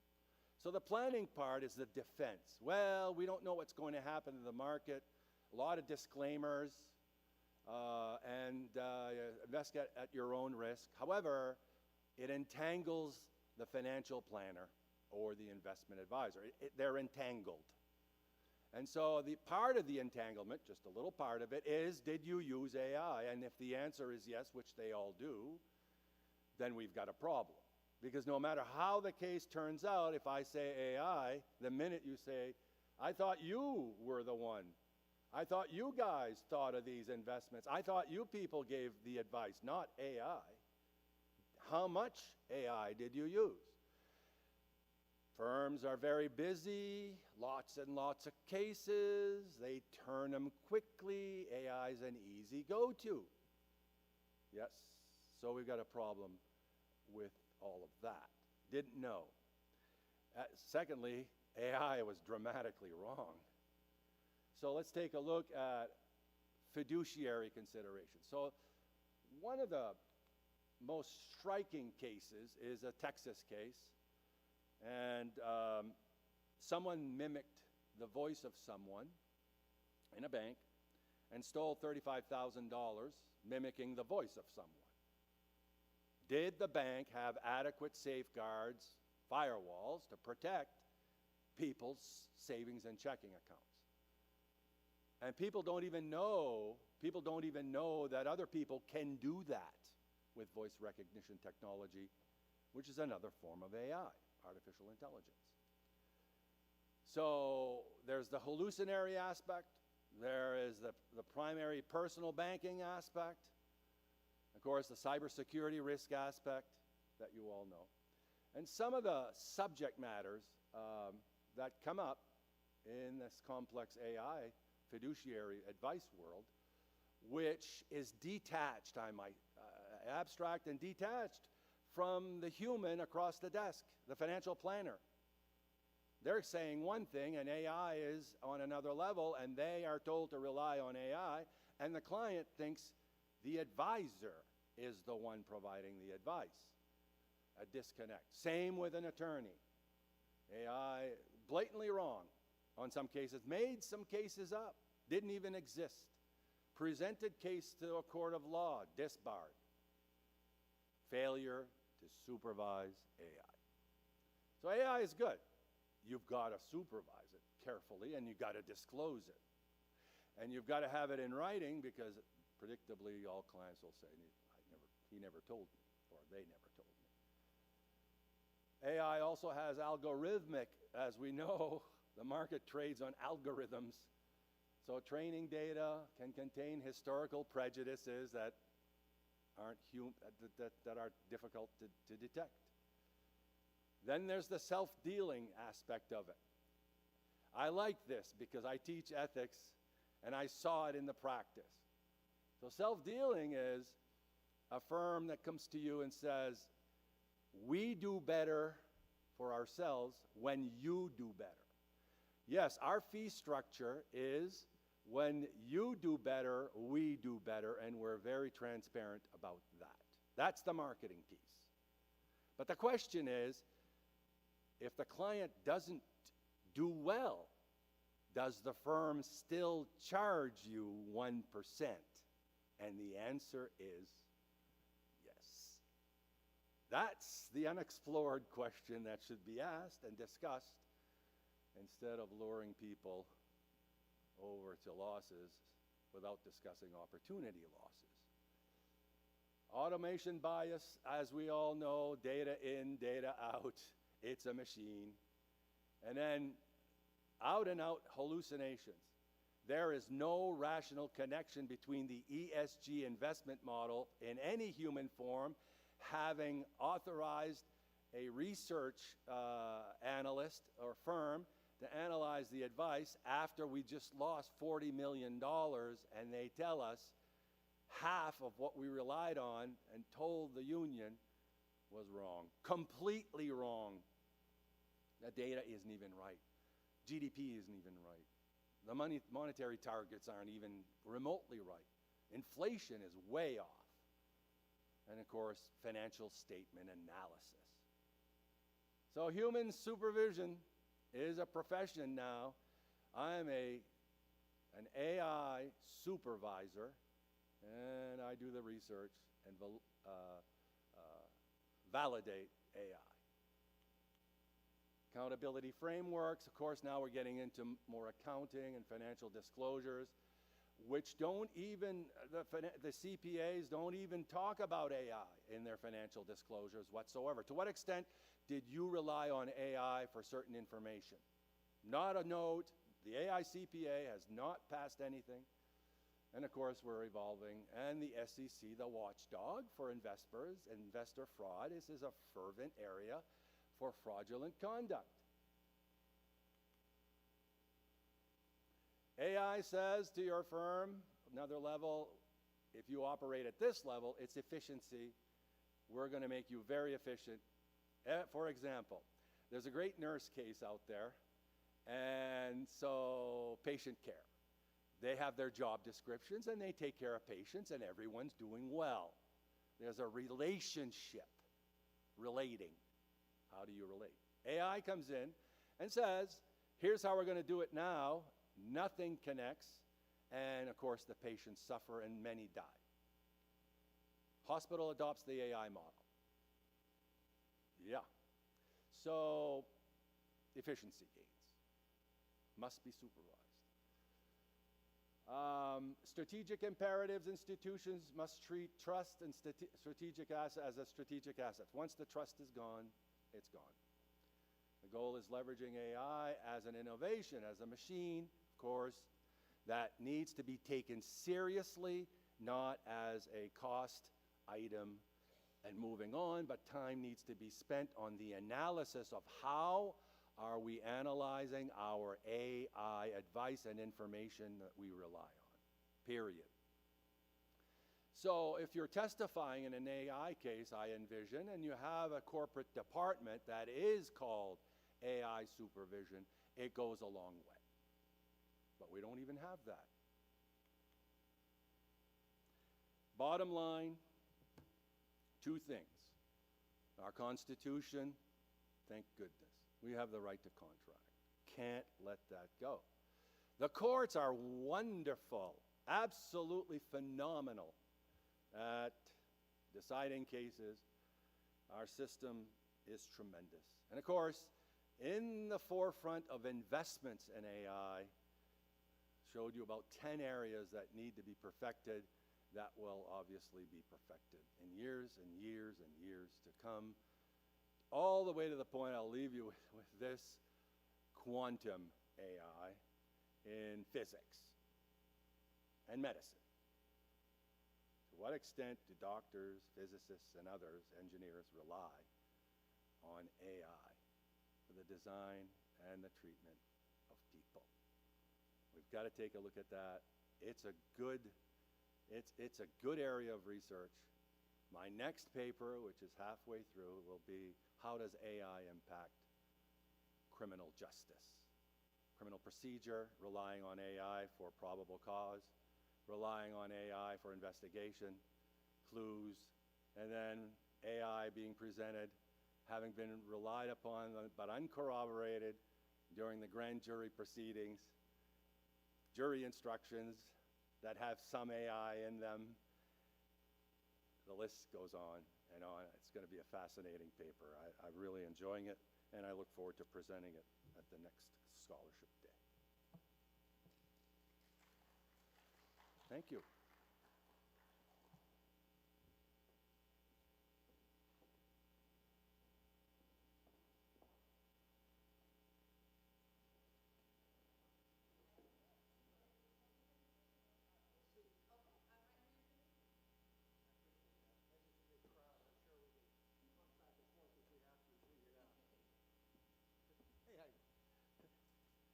All right. Okay, so I can figure out how to do this. All right, here we go. Thank you. My name is Steve Cunningham.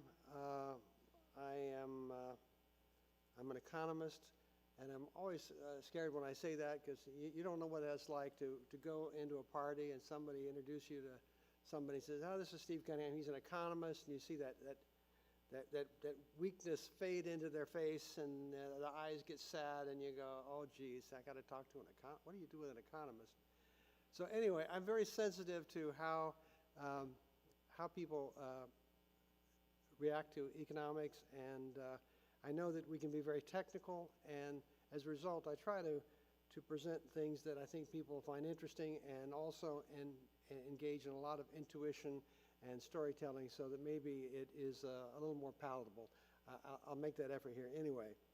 I like to also, I was told by a senior economist years and years ago that you should not treat this like you were doing the great American novel and you wait until the very end for the punchline, that when you present in situations like this, you ought to start with the end point.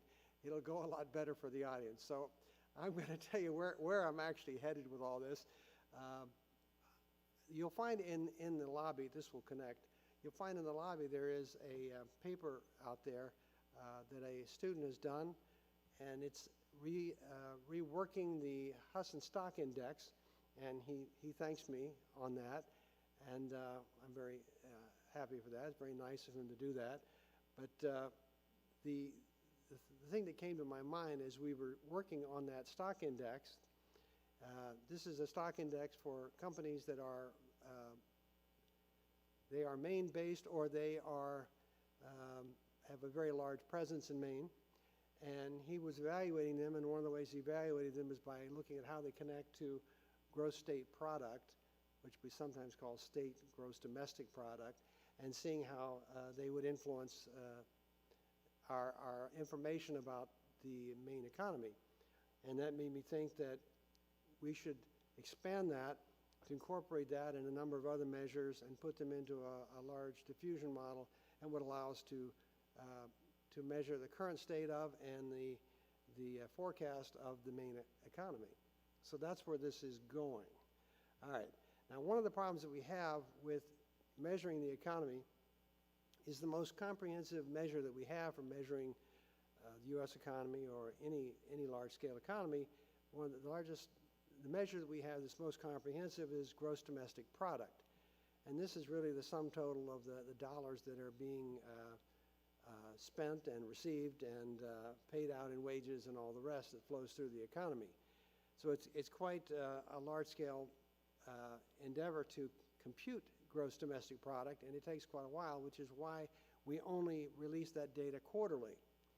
And then when the quarter is over, like let's say December 31st of last year, the first estimate of GDP comes out a month or so later, and then there's a second estimate a month or so after that, and there's a final estimate a month or so after that, so that on April 8th, we received the final estimate of GDP for the fourth quarter of 2025.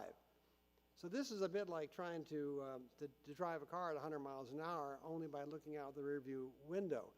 If you're a policymaker, this is a horrible thing to have to deal with. So there are other ways that we use to try to figure out where we are, and we also have the interest of projecting what's going to happen in the future. When you're trying to project where you are because you only have this old data, we call that now casting instead of forecasting, and then we have to forecast for the future. So that helps to give you some sense of how this goes. This is a very little picture. Okay, I look the other way. So you can see across the top here we have advanced estimate, that's that first one I mentioned. There is a second estimate, and there is a third estimate, which is the final one that was just received. And this was from the Bureau of Economic Analysis, their estimates of the U.S. economy that was just released. And you can see that the numbers have changed quite a bit. Our first guesses aren't very good typically. We don't have all the data. We don't have a lot of the data in those first estimates. But in the end, we see that the final estimate was 0.5%, that's growth rate in the economy. So if we are selling more goods this quarter than last quarter, that's a positive number. That's a positive growth rate, and that's what you're seeing there. So the economy grew. If the economy shrank, if it was a negative number, well, that's not good. If we have 2 quarters of that, we call that a recession. So people are all asking me now, I'm going to be responding a lot to the kind of questions I'm getting lately. So are we going into a recession? Because they see that, it seems to be a pretty small number. Are we getting too near zero, or are we going to see the economy going into recession? And the short answer is no, not likely. This is real. This is adjusted for inflation, by the way. Now, you can see also listed here is the PCE price index, which is a ways down the list there. PCE is the Personal Consumption Expenditures Index. It is the broadest possible measure of prices in the economy, and it is used by the Federal Reserve when they're conducting monetary policy, and it's their job to keep prices stable and not have inflation. And you can see that it says 2.9%, which is not bad. It's not bad at all. The Fed targets 2%. And since GDP is relatively low, they're not really hot to fight inflation right now and endanger the economy to put it into recession. The Fed it will probably not change interest rates until the new Fed chairman is sworn in. So I would not expect the Fed to be doing a whole lot. This is a number that is acceptable to the Federal Reserve, which should tell you something. It's not a horrible number. We're not in hyperinflation or anything. You can see that if you take food and energy out of this, which most people who aren't economists think that's just a terrible thing to do. Why would you do that? I care about the prices of food and energy, but regardless, if you take them out, it really doesn't make that much difference. It reduces it a little bit. But again, this is fourth quarter. Now, I put this up here. I have to tell you, I thought I should put at least one of these up here just to get your attention. I thought it would kind of scare you, and it would be fun to put it up there. I'm sure you can't read all these numbers, but this is a summary page from the Bureau of Economic Analysis report on GDP.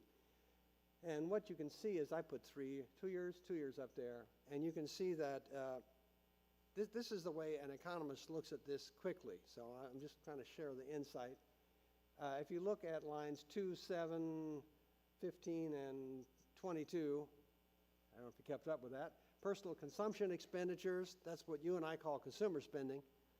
And then you've got gross private domestic investment, that's business spending. We have good names for it. It always sounds more impressive if you have a long, complicated name, so we don't want to disappoint anybody. And then we have net exports of goods and services, and then finally government consumption expenditures and government spending. That's the government spending.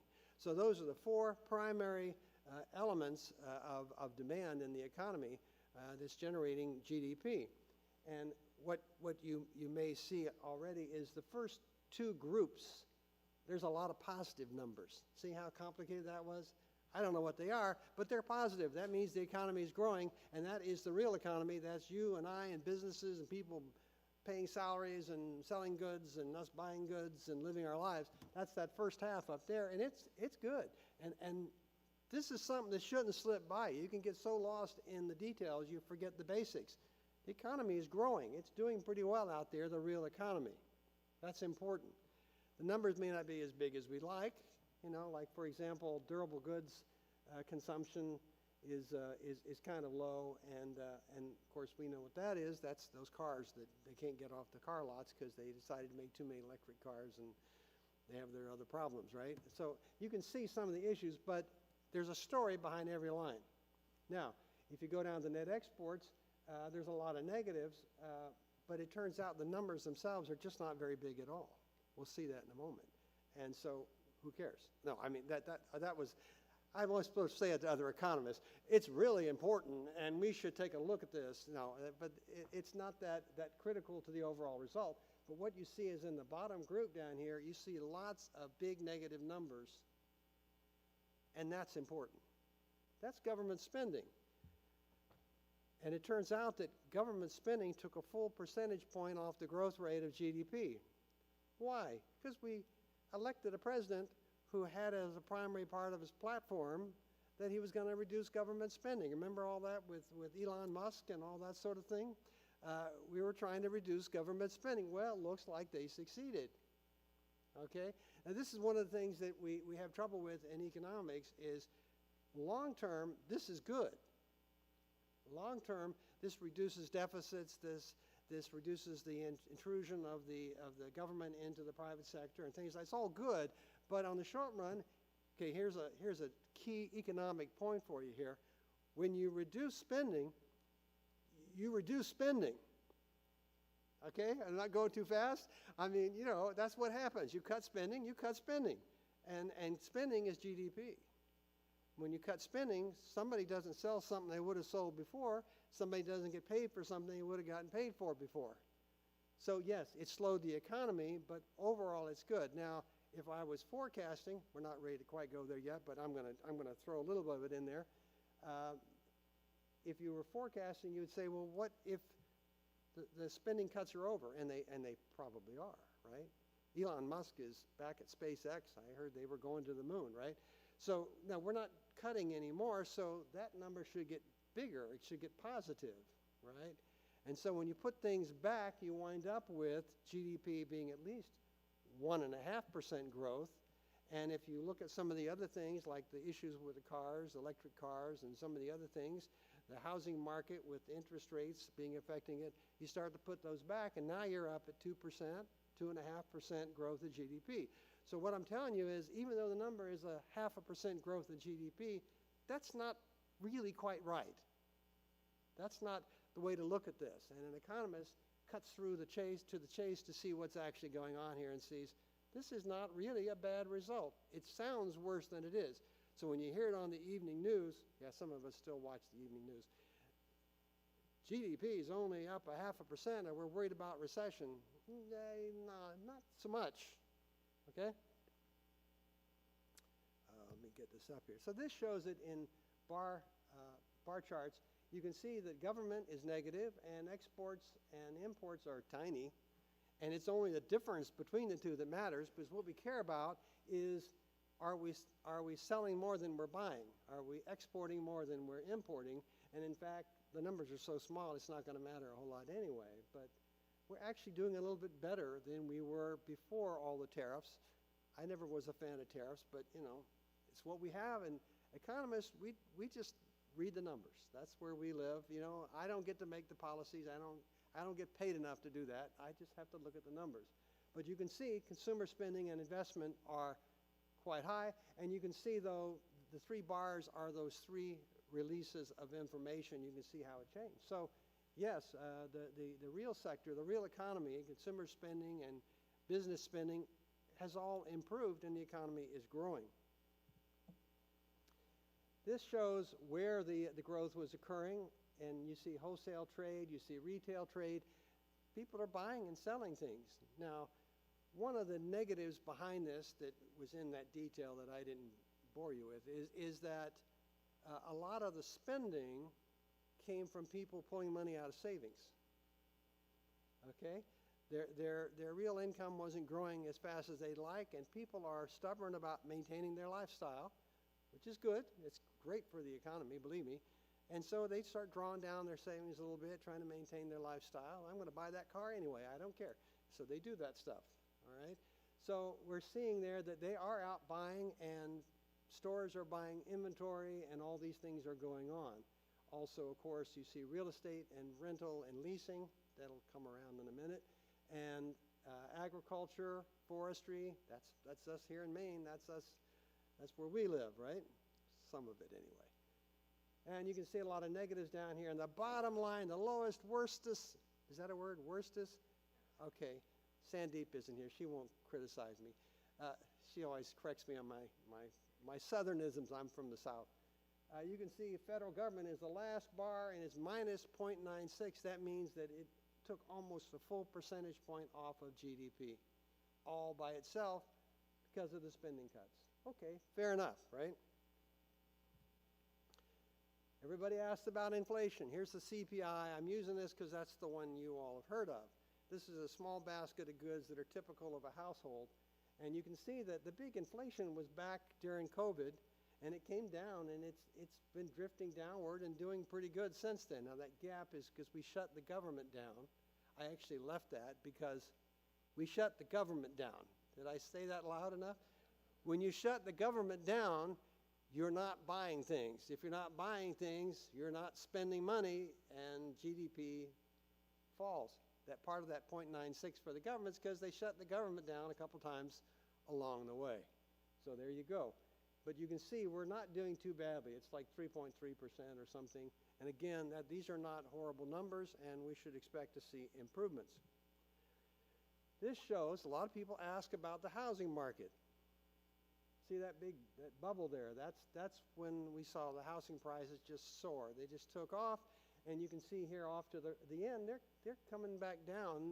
The growth rates in house prices are coming way down and getting back under control, which is what you would expect. And you can see the three bars are U.S., New England, and Maine. And of course, we're the highest. Of course, that's wherever I live, I can count that's going to be the highest. That's the way that works. So I'm sorry. It's my fault because what can I tell you? So anyway, but you can see that the housing price increases are going away. That's a good thing. People said, oh, but oil prices are skyrocketing. I'm paying so much at the gas pump. And I hate that, by the way. I had to fill up my car the other day. I was putting it off. I was going to push my car to work if I had to. I just don't like spending that, okay? But anyway, you can see there's the big spike in oil prices that occurred when we went into Iran, okay? That scares people, and it should. I mean, I don't like it either. I'm right there with the rest of you, so I'm not trying to say don't dislike that. We dislike that.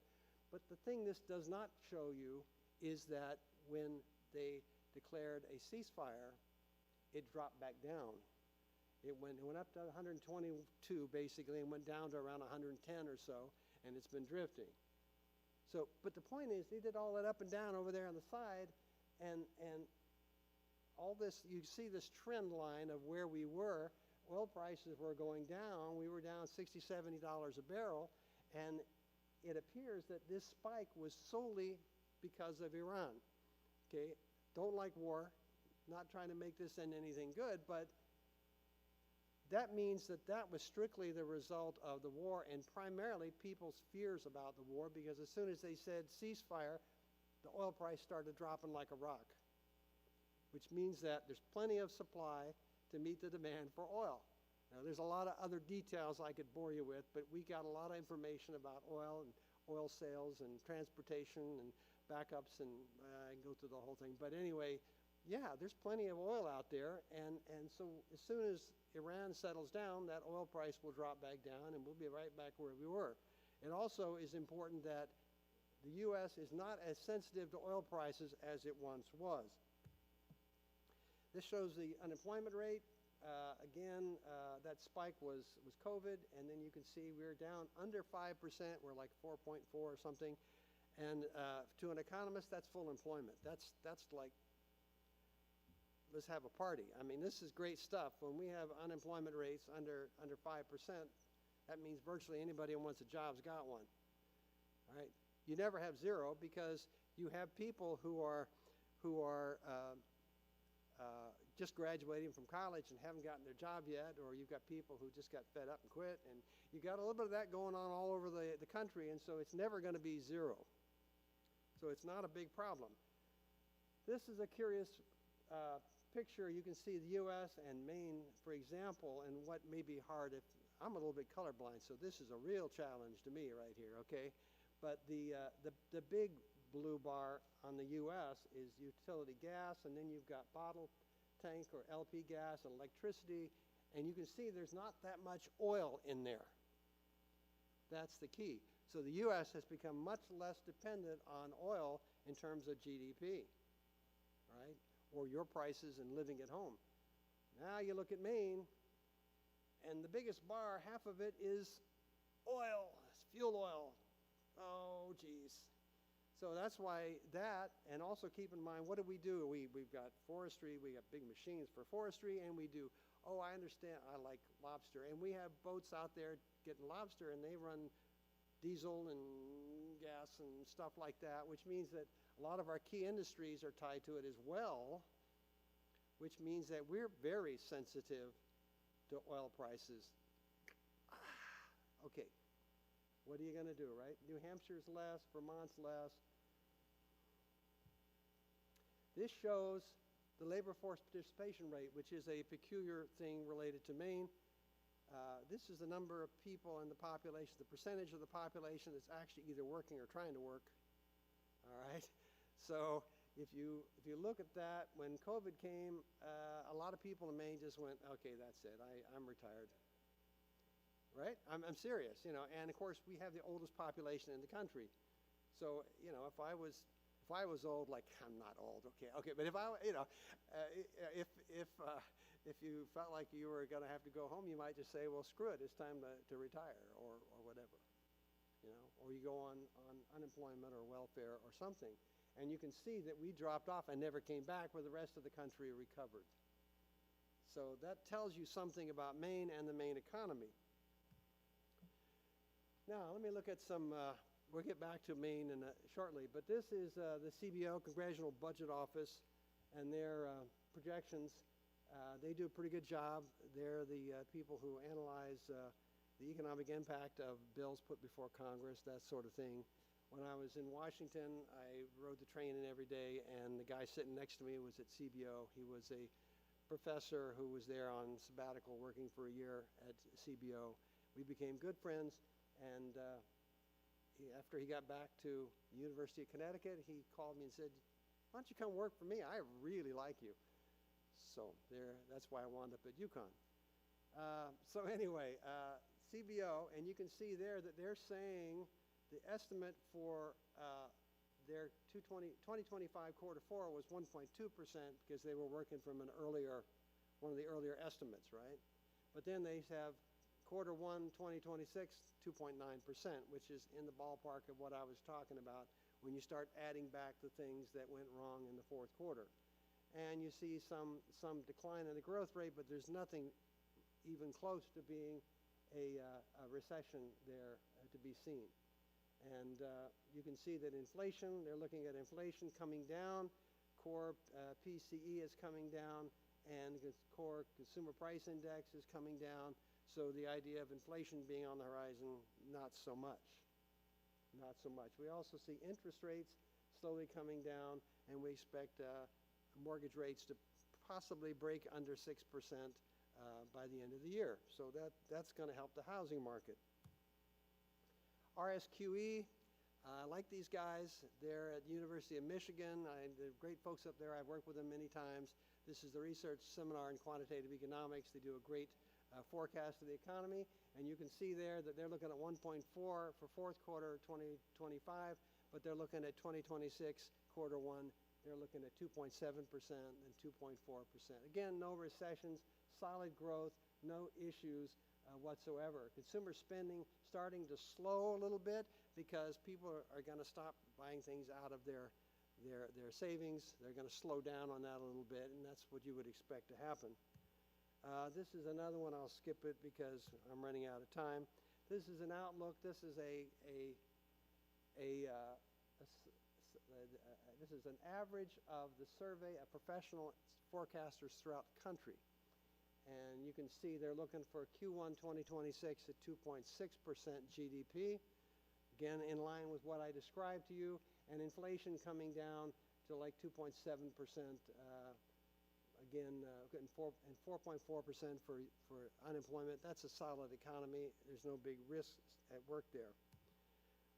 I've got state numbers here, which I guess I'll skip, but we're looking at pretty slow growth for Maine in 2026. This shows fourth quarter 2025, Maine at 0% growth. Not good, not good, not good. And you might say, well, it's cold up here, and it was bad, and no, I don't know, there's got to be a reason. But if you look at North Dakota, which is also cold and also does forestry and also does agriculture and also does all the same things except for lobster, they're at 3.8%. Why? Well, one reason might be that they have next to no income tax.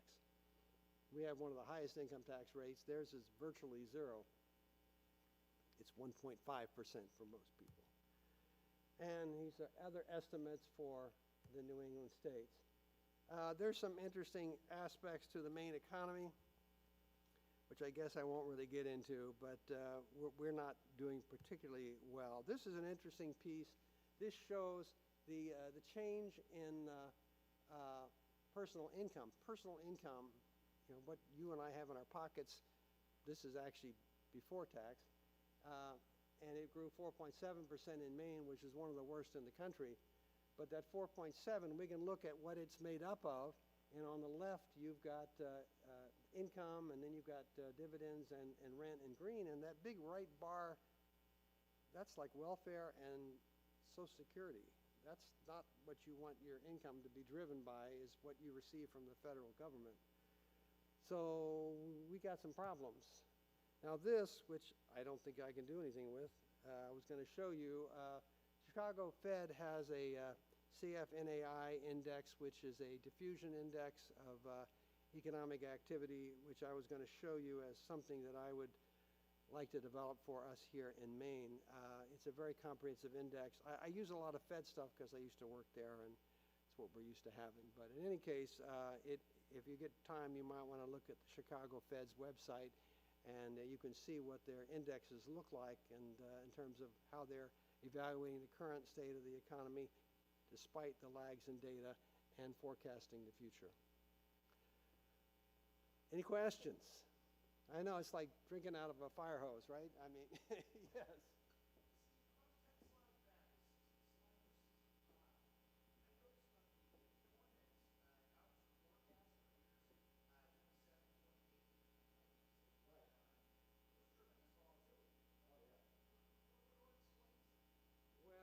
Well, there's a number of things. See if I can get back here.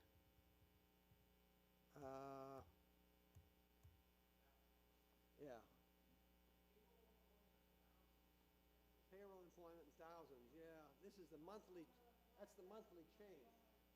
The month to month, you're going to get quite a bit of variability. That's just because it is a monthly change. That's why I didn't go to it, because it's just volatile as you have certain, there's a lot of seasonality tied up in it.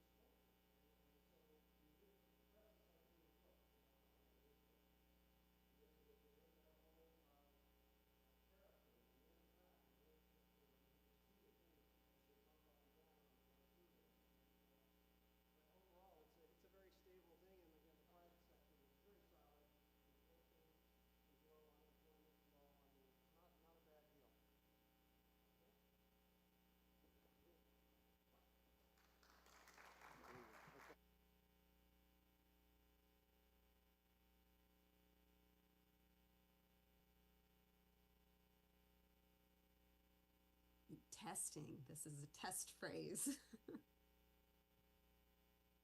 Fabulous. Hi, everyone.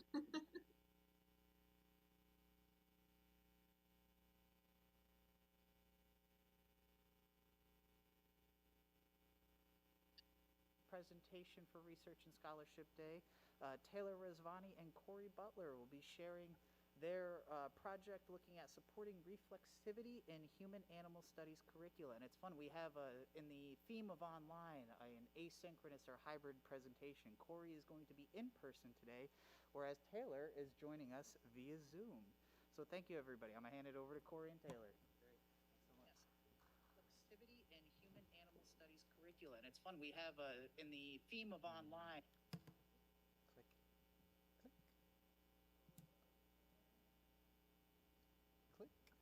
There we go, there we are.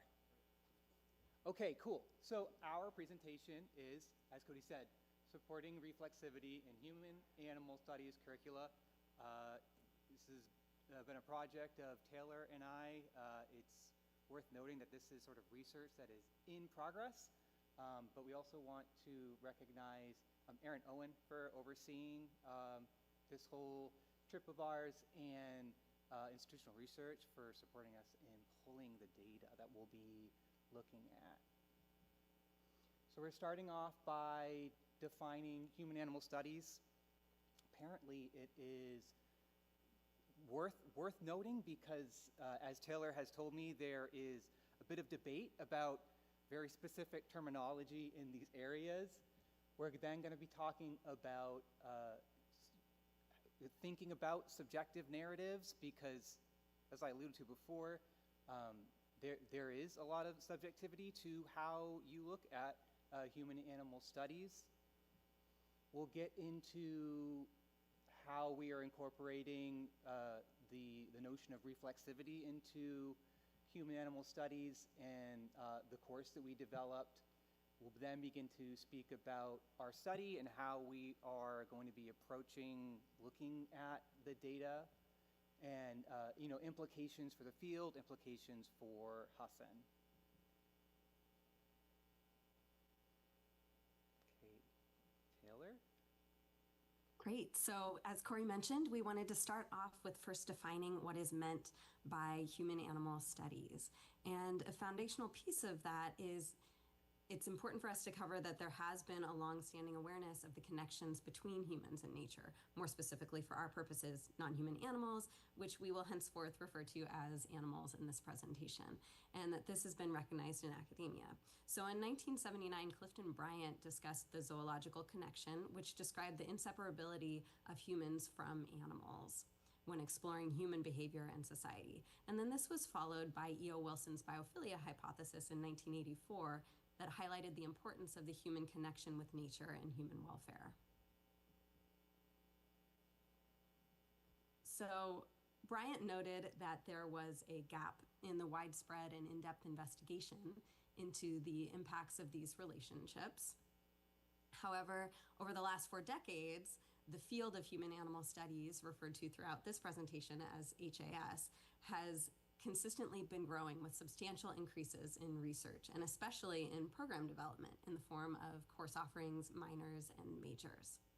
So I also want to call out that throughout the presentation, we will show images of examples of human-animal interactions on the slides to illustrate what is included in this field.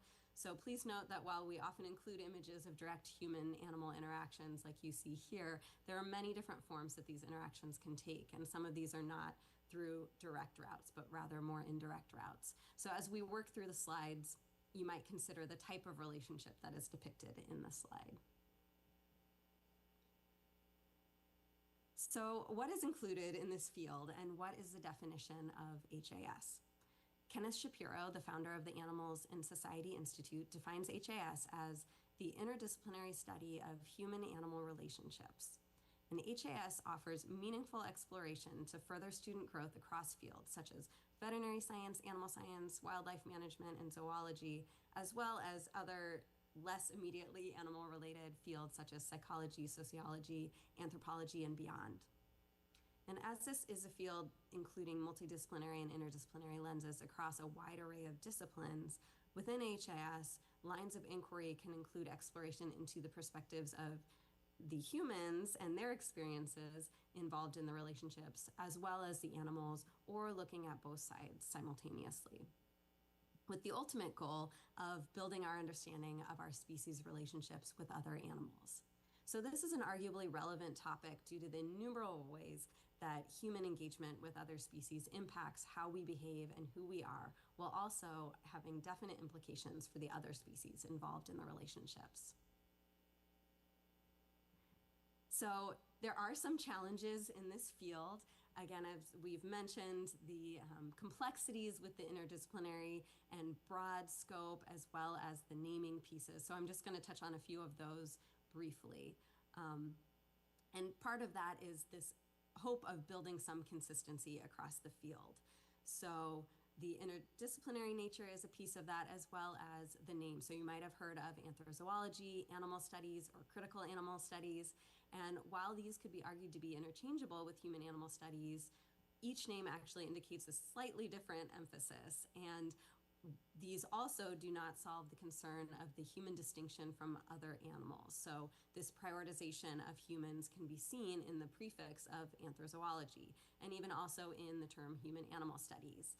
Though some argue that the inclusion of the hyphen in there addresses this, there still is that prioritization of the human in the relationship. And a concern with the term animal studies is that there could be confusion with the field which involves research with animals, such as in the medical field. However, this is beneficial as a name because it does remove the human term altogether. So that can be effective in elevating rather than objectifying the animals involved. So in addition to the name itself, there are conversations around if each of these different fields should be their own field versus unified into a single field. And further, the interdisciplinary nature of the field leads to scholars housed within a variety of departments. So the result of these challenges is that the name of the field, let alone the boundaries of the content, are not consistent across the institutions or scholarship. So for our purposes today, we will continue to refer to the field as Human-Animal Studies, or HAS. And despite these challenges, HAS has great strengths. So given the aforementioned interwoven and prevalent nature of interactions between humans and other animal species, learners in this space often bring with them deep lived experiences relevant to their studies. And in being relevant and interdisciplinary, HAS is well equipped to support critical thinking about preconceived ideas that these students might have. Research findings from Flynn in 2003 indicated that students reported personal shifts and growth in thinking regarding a variety of different human-animal relationships, such as animal cognition and emotional lives, factory farming, animal experimentation and dissection, hunting for food, the interconnection between the treatment of animals and other social issues, and the notion of the socially constructed animal. So, what Taylor's speaking to is within this field, even debate among how you should refer to the field down to the hyphen, there's a lot of loaded subjectivity in that. As we think about it, that exists across cultures, across classes, and the like. So what we want to talk about now is reflexivity. Reflexivity is this understanding of situating yourself within the research and recognizing these subjective perspectives as part of that.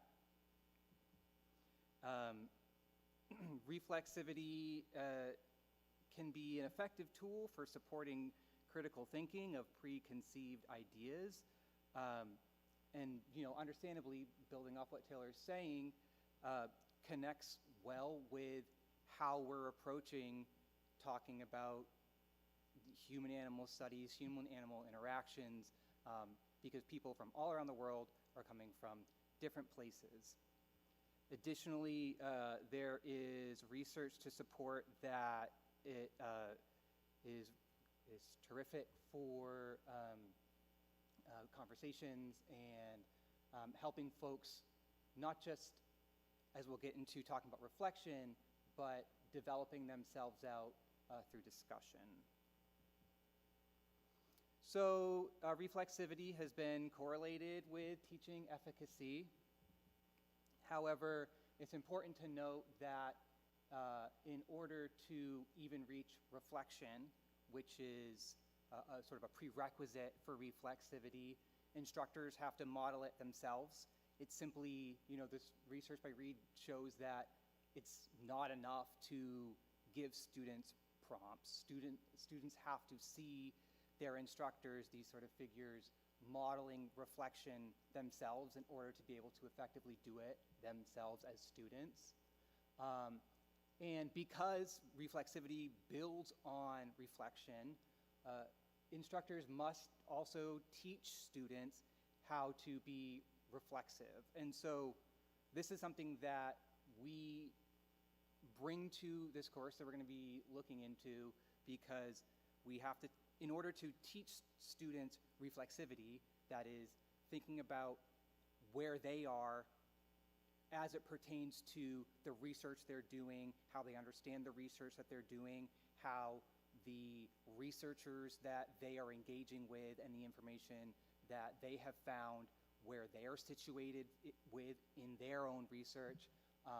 In order to even achieve that, we have to teach students how to look inward first with reflection. So this can look like, and often does, a reflexive journal, and it's been done in a lot of places. Think about the fields of social work, public health, education, medical education as it pertains to individuals interfacing with patients from a huge spectrum all over the place. You have to be able to not just work with evidence-based practice, which means you are engaging with research. It means you have to understand how you are thinking about that research based off of, again, we're going to keep going back to this, where you are situated and where that researcher, when they did that research, where they were situated when pulling that data, and how how that positionality affects ultimately the conclusions and the data that were found. So, but we don't see up here, we don't see human-animal studies. There has been reflection work done with respect to research in the field of human-animal studies curricula. In 2019, Vorka did 10 one-minute papers with students that were prompting reflection, looking inwards. And, you know, they did find that reflection as it pertained to human-animal studies allowed students to have a broader awareness of the impacting factors for their conceptions of the field. Additionally, in that same year, Tardif Williams had students do weekly journal entries in a similar fashion. It helped them uncover their own perspectives as it pertains to human-animal studies. So there's room here for looking at beyond reflection, not just looking inwards and thinking about your own experiences, but looking outward and thinking about the research you're doing, the research others are doing, and what that looks like with respect to the information that you are either collecting, the decisions that you are making, the decisions that others have made, or the decisions that your peers are making. And because we have these sort of rich discussion boards where you have to acknowledge your place in the world and everything that goes along that. And so we have, the anthrozoology course was a right candidate for this. The anthrozoology course, as a division of online course, is an asynchronous online 7-week course. It is often the entry course to the program, and so students are really dropped into it with sort of fresh, they don't have this big background often to be able to talk about these concepts. And so this is the course where it took place.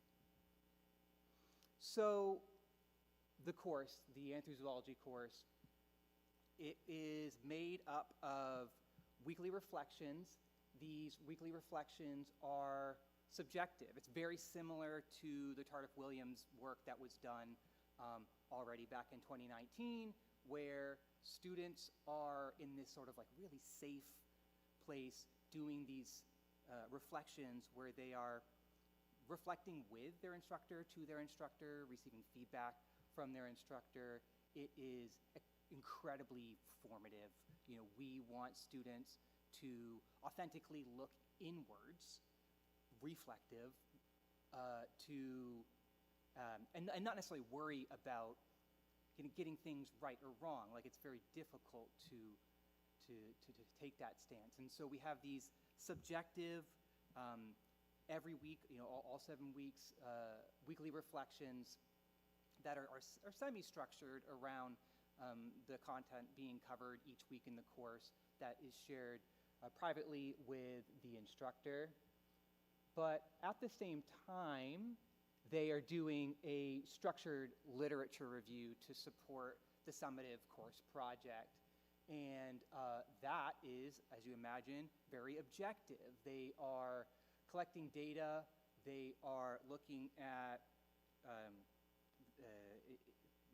research that will support them with their summative course project that assesses all of the course outcomes. And they are also discussing this with their peers.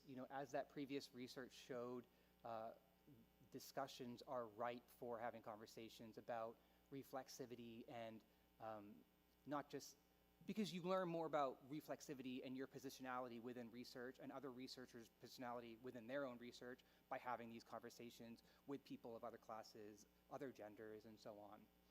So that this all comes together in a visiting scholar course project where students take the place of because in online education, and I would argue, all higher education in general, particularly the population that Husson serves, we really take a lot of pride in our summative assessments, these assessments that are wholly assessing all of the course outcomes at the end of the course. They look authentic. And so, Taylor and I had this conversation. What is a situation that somebody who is an expert in the field of anthrozoology would be expected to do in the real world? And so we have this course project where students are taking the role of a scholar in a foreign country, and they are speaking to a particular human-animal interaction and their understandings of it. And that brings together the subjective nature of the weekly reflections, where students are looking at, internally what they think. Additionally, they're looking at externally about their place in that, right? Like, one of the examples we use is of someone who tends a herd of cattle in India. And, me, myself, as someone from Maine who is, middle class, male, like, love Maine, never really interested in leaving Maine, like, I'm going to approach that interaction very differently than somebody who is of that culture. And so they're pairing that reflection, that reflexivity with this objective literature review, which is much more hard facts, and talking it over with their peers. And so, with all that under our belts and sort of bouncing around our mind, our in-progress research is to explore the efficacy of pairing the subjective and objective learning components to facilitate that reflexivity, in this area.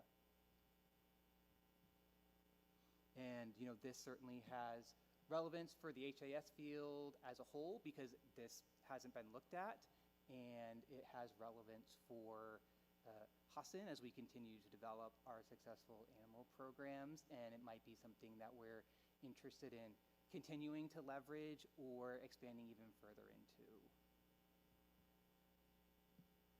Taylor.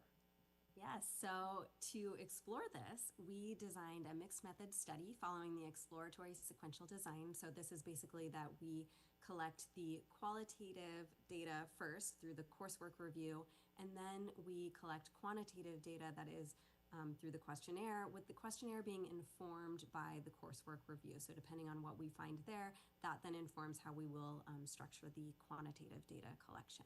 And this was approved by Husson's IRB, this study design.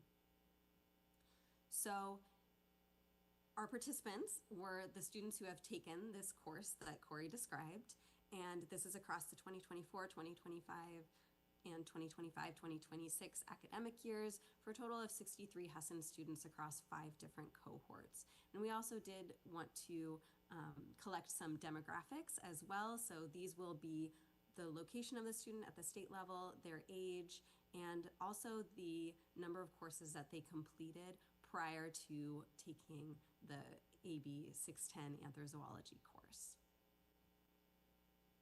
For the coursework review, this is the qualitative data component, and this is, again, the piece that we conducted first. And results from this component will highlight themes and students' perspectives and indicate shifts over the 7 weeks of the course. Data collection for the coursework review includes extraction of their weekly reflections, as Corey described, as well as weekly discussion posts, and also the personal statement that they submitted in the first week of the course. So this engages with the student to instruct interactions as well as the student to student interactions. And the initial personal statement provides the starting perspective in contrast to those final reflection and discussion posts that are collected in week 7. And this data will all be extracted and de-identified prior to the analysis, and it will not impact the student participation or their final grades in the courses. Those have already been entered and completed.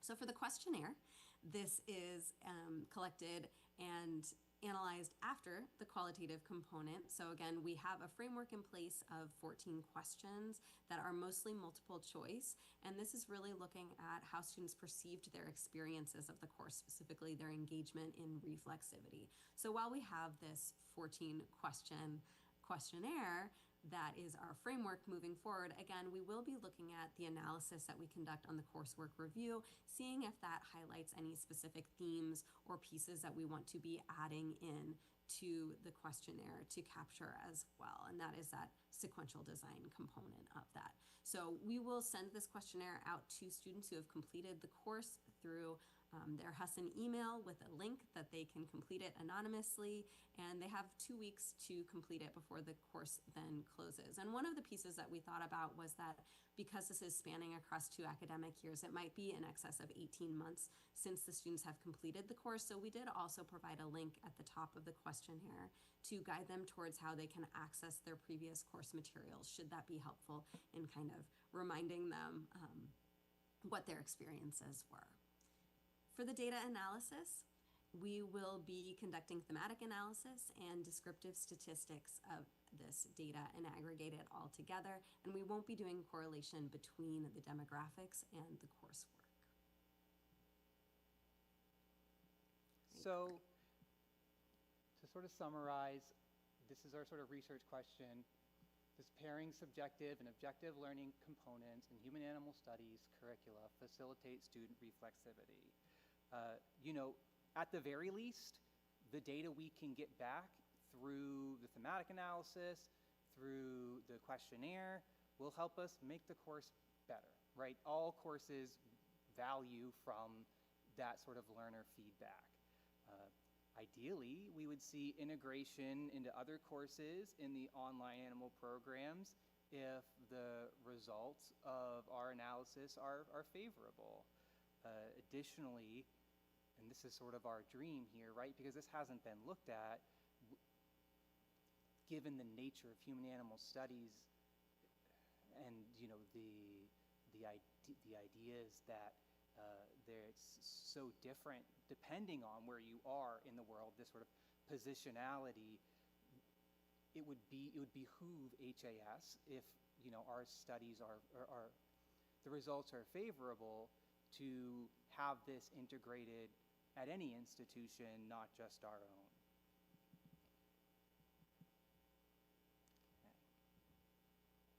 Okay. So we have our references and would be open to any questions.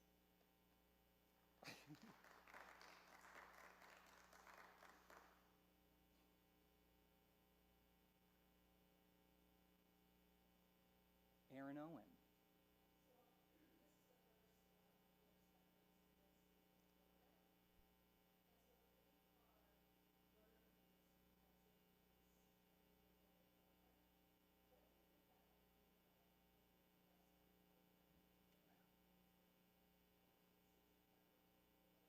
Yeah. I can take a start at that. Taylor, did you hear Aaron's question? Okay. So Aaron's asking about the implications for the overall program, learning, having understanding and learning how to be not just reflective, but reflexive, and the implications for the program down the line. As the instructional designer who has worked on many, many of those courses, I understand a great deal and take a lot of pride in how rooted in research our animal studies courses are, right? You're looking at animal handling, you're looking at these health implications of supporting people who have autism with rehabilitation through interacting with equine. Like our courses are so fascinating, but it's not enough for them to be fascinating, it has to be based in research. And so reflexivity is the concept of, okay, I'm looking at this research, and this research was done, I keep thinking about a wonderful horse course that I made. This research was done in Mongolia. Okay, well, their culture and their relationship to horses and their access to wild native horse populations is so different. And so if I'm looking at a study that is coming out of Mongolia, like I should be, engaging, so at that point I should be engaging this reflexivity concept that I learned in anthrozoology and I should be able to, analyze this piece and at the very least describe how the Mongolian culture, even like where it is on a map, has all of these effects on the research. And are the individuals conducting the research, native, or what are their religious beliefs? Like, there's all of these other pieces that, again, these implications for our programs, these courses that are built in research, because students are getting reflexivity under their belt early on in the program. Taylor, do you have anything to add? Yeah, I think that's great. And I think just the additional components of as far as celebrating the diverse student body that we have from all of these different places and recognizing their personal narratives that they're bringing and helping them really deconstruct that and make meaning in a deeper way through the coursework that will then be very relevant moving forward in their professional space and how they engage in this field professionally. And so specifically for the programs, it really opens up the door for them to be able to access the information more authentically and more objectively at the same time, and that then supports them, their understanding, and then, like you said, their future coursework moving forward and looking at those pieces of how they are situated contextually within this field. Thank you.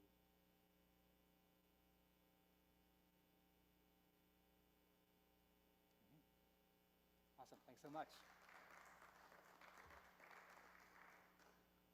And we'll go to the next slide for you.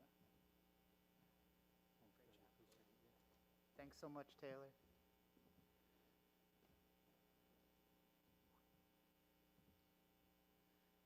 we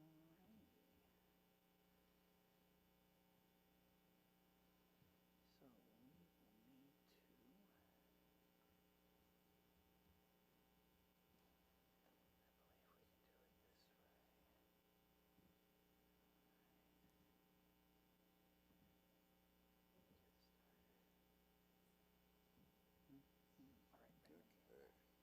All right, ready?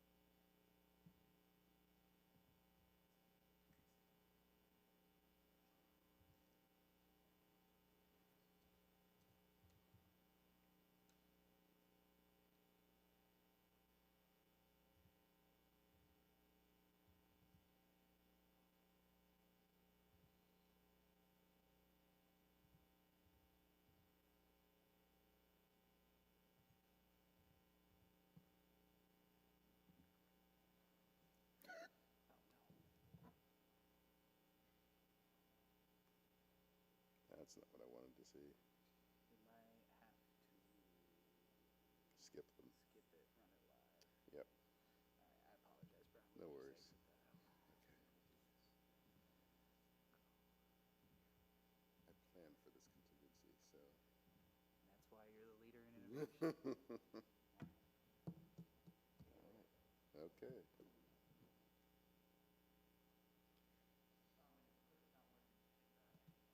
Okay.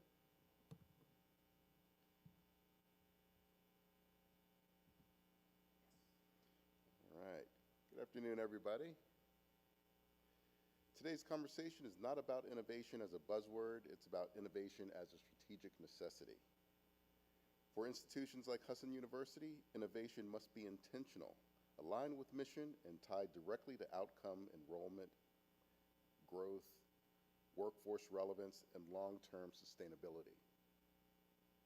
What I want to bring today is frame innovation not as a separate initiative, but as an underlying mechanism that will determine whether Husson thrives or struggles in the next decade.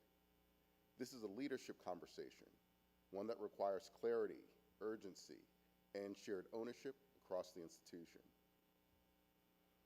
Now, how many of you believe that innovation is critical to Husson's long-term survival, not just growth? Everyone. Great. That's what I like to see. All right. So at Husson, innovation should not be confused with disruption for its own sake. Instead, it should be understood as a mission-driven change.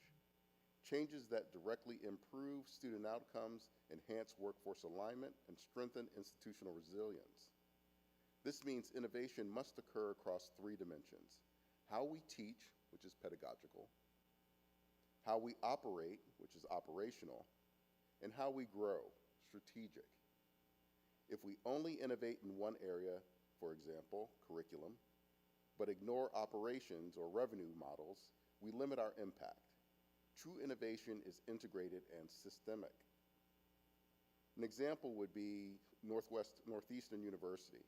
They built a global co-op model integrating academics and workforce experience, which is a pedagogical innovation.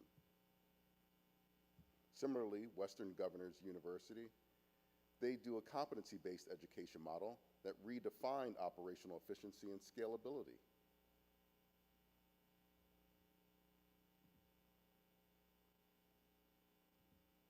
So Poll Everywhere is not working for us today, so I was going to have an interactive function, make this really technologically innovative, but it's not working for us today, so we'll just keep moving on. So innovation is not a separate pillar of the 2030 strategic plan. It is the engine that drives every pillar, whether we are talking about enrollment growth, workforce alignment, or financial stability. Innovation is the mechanism that makes those goals achievable. For example, enrollment growth will not come from doing more of the same. It will come from differentiating offerings. Workforce alignment requires continuous curriculum evolution. And financial resilience will depend on diversifying revenue streams beyond traditional tuition. Innovation connects all 3. So an example would be the University of Maryland Global Campus. They aligned innovation with adult learner enrollment strategy to help them grow. Now, why innovation matters right now? The urgency around innovation is not theoretical. It is driven by very real external pressures. Demographic decline, technological disruption, and increased competition are converging at the same time, creating what is effectively a structural shift in higher education. The institutions that respond proactively will capture market share and relevance. Those that delay will find themselves reacting under pressure. This is not a 5-year issue. It is a 24-month window where positioning matters significantly. Now, a real-world example would be the University of Maine system. They've expanded their online programs to address rural and adult learners amid demographic decline. That has been very effective for them.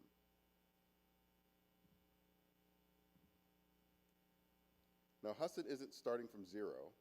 There are already meaningful initiatives underway.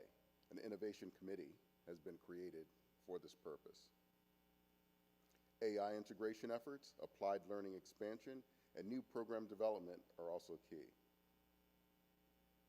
There are important signals of institutional momentum.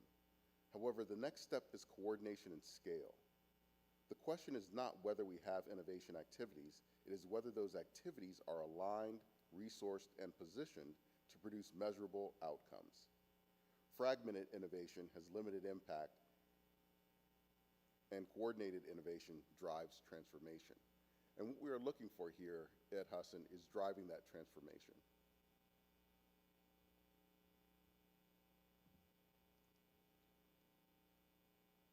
So what we see from pure institution is that innovation does not require massive scale.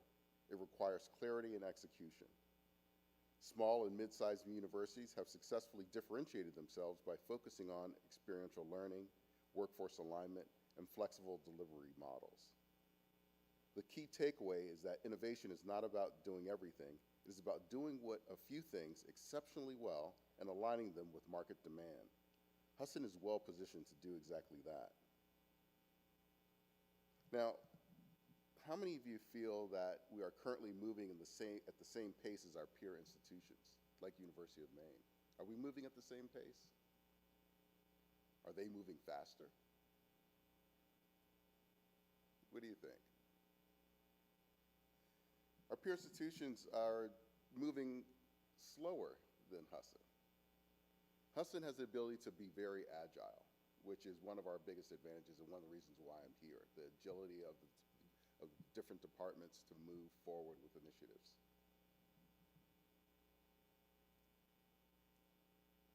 Compared to our peer institutions like the University of Maine, do you think we'll be able to implement similar types of models over the next 2 to 3 years? Are we growing in terms of our pace of innovation? I hope so. I hope so. That's the hope.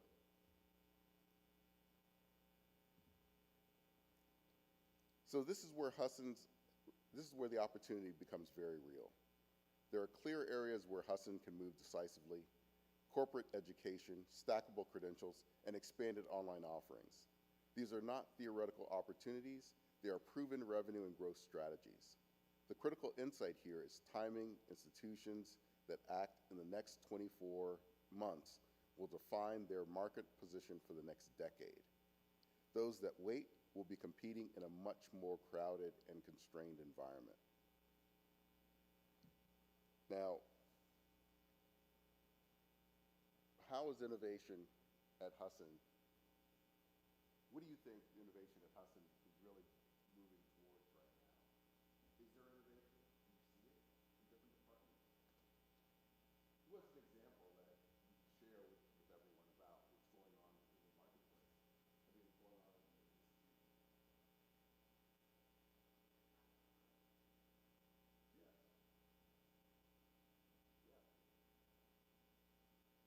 One of the things that Husson is unique in having is experiential learning.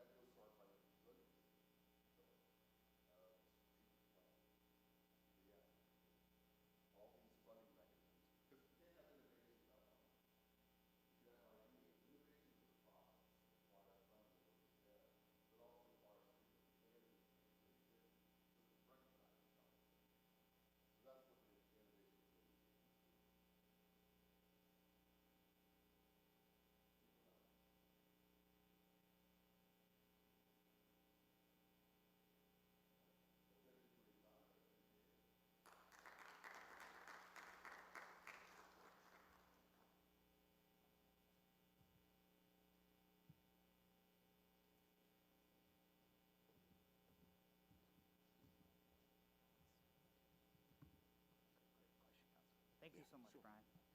Alrighty, folks, we're going to have a quick 10-minute intermission, and then our plenary session will begin promptly at 1 p.m., where we'll have words from Provost and Vice President of Academic Affairs, Dr. Victor Brown, speak briefly, followed by the announcement of the Faculty Research Award winner and a short presentation and a few words from them, followed by a few words from me, and then finally, the finale of our event today, Dr. Jude Maul's presentation.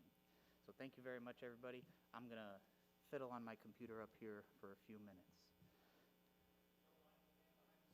Do not look at me, the green man.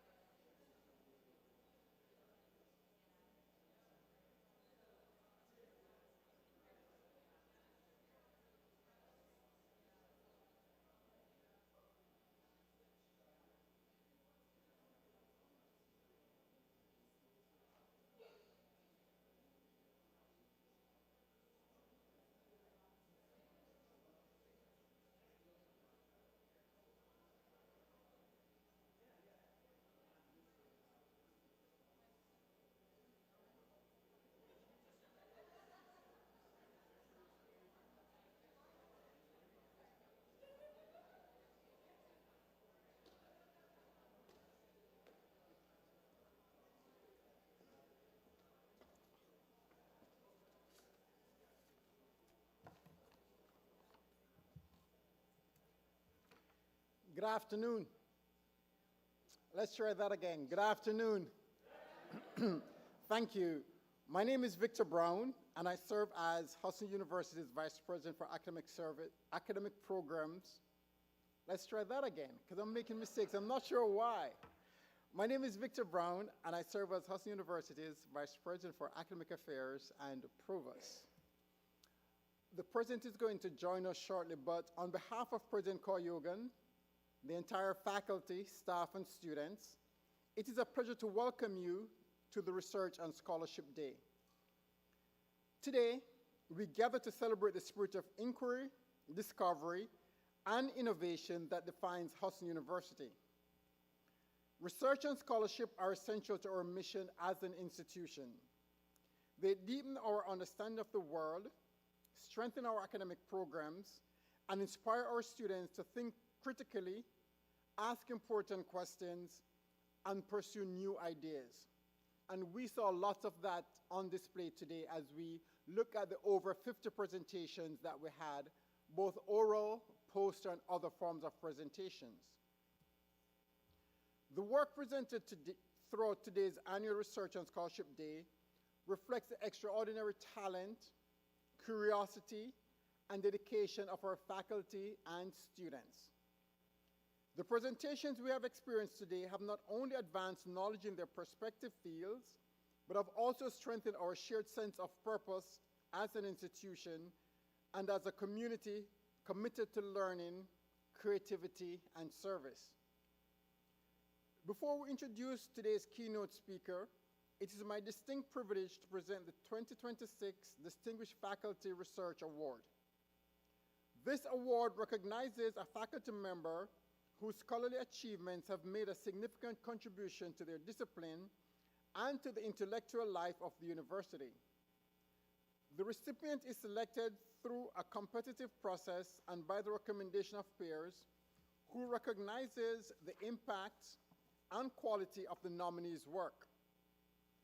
In addition to this important recognition, the recipient receives a $1,000 cash reward and an engraved medallion to be worn at commencement. It is my pleasure to announce that the 2026 Husson University Distinguished Research Award is presented to Michael Joseph Kameri. Let's give him a round of applause.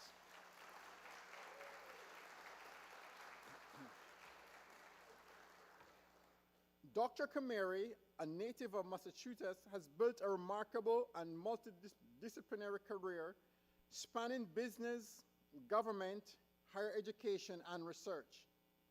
He earned his Bachelor of Science in Business and Technology and his MBA from Husson University, and later completed his PhD in Industrial and Organizational Psychology at Liberty University.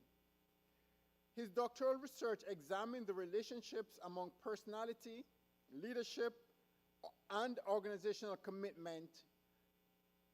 Throughout his career, Dr. Kameri has explored a wide range of topics, including leadership, organizational commitment, social facilitation, savoring, laughter, religiosity, cultural intelligence, and business strategy. His scholarship is distinguished not only by its breadth, but also by its thoughtful use of statistical tools and analytical models to better understand human behavior and organizational success. Dr. Kameri's research will continue to explore the intersection of industrial and organizational psychology, as well as positive psychology. His work is guided by a mission to help individuals discover both joy and success in their professional lives, and in so doing, he exemplifies the value of excellence, curiosity, and service that we celebrate today. In closing, I want to give a special thanks and shout out to all the students who participated in designing the cover for the Research and Scholarship Book of Abstract. Your creativity and efforts made a meaningful impact on this year's publication. Specifically, I would like to give special recognition to our top contributors, Sarah Grant, who earned first place for her outstanding design, Annabelle Reardon, awarded second place for her impressive work, and Samantha Raymond, who secured third place with her creative submission. Congratulations to each of you for exceptional works. Please give them a round of applause.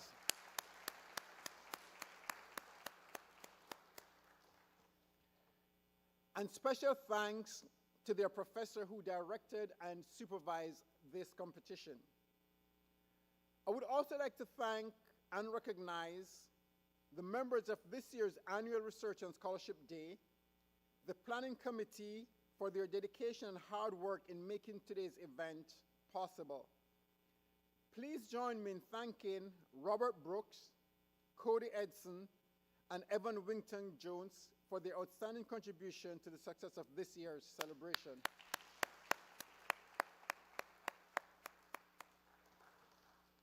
In closing, once again, please join me in congratulating Michael Joseph Kameri on this well-deserved honor as he comes to the stage to share a few remarks about his research project.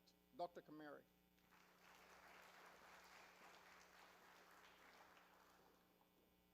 All right. Well, Dr. Brown stole my speech. That was everything I had to say. Let's see if I get my slides here. Hey, there we go. As you heard, I study human behavior in work settings primarily. I'm an industrial and organizational psychologist, so my field is responsible for the design and development of things like IQ tests, personality assessments, the attraction, selection, attrition model, all kinds of really interesting stuff. You couple that with my interest in positive psychology, and really my intent, my research, my mission is to help people to find joy and success in their work.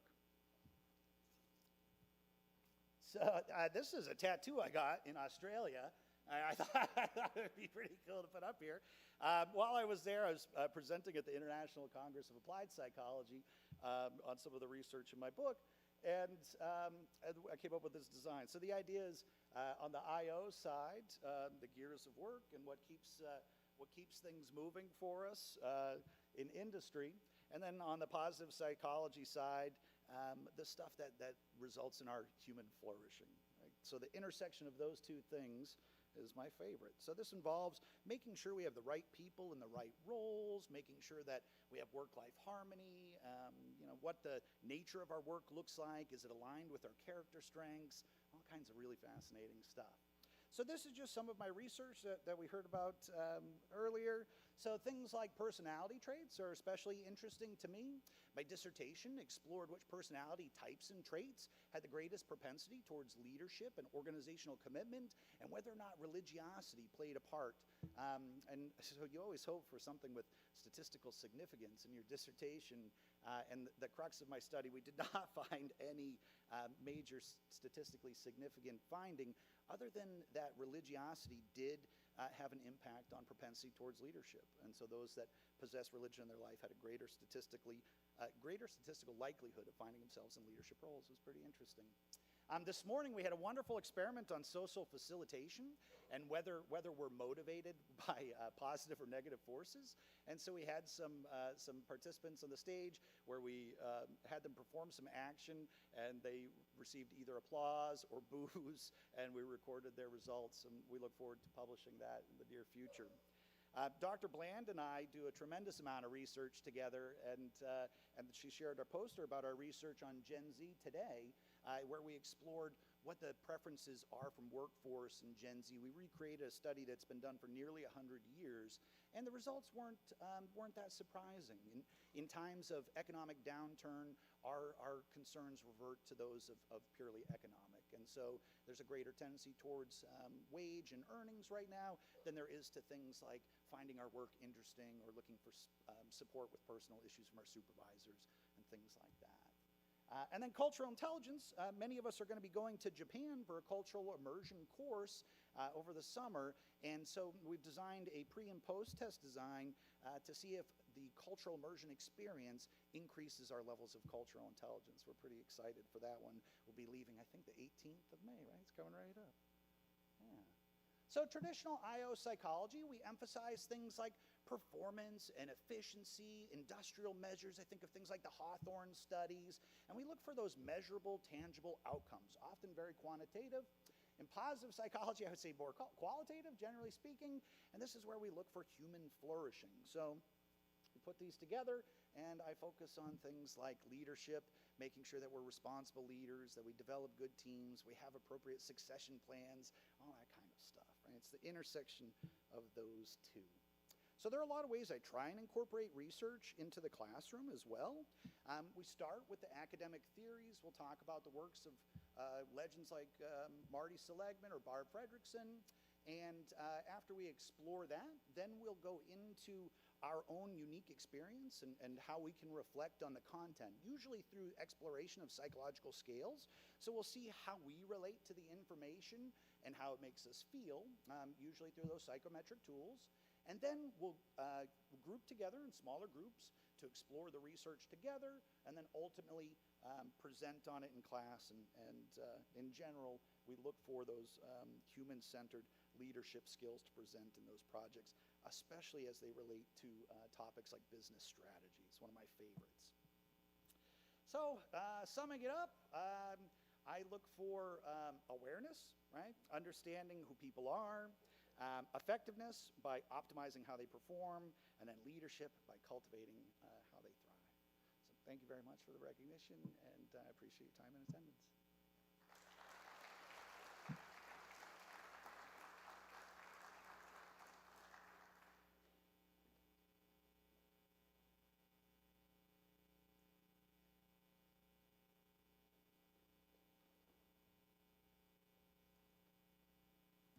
Hello, everyone. My name is Cody Edson. I am the chair of the Research and Scholarship Day Committee with my fellow colleagues Robert Brooks, Evan Whitting-Jones, and John Hawk.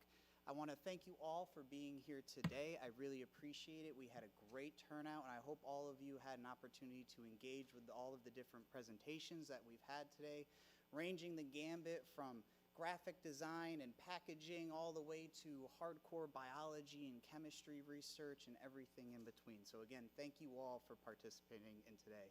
I'd also like to extend a special thank you to some other important people that helped organize this event.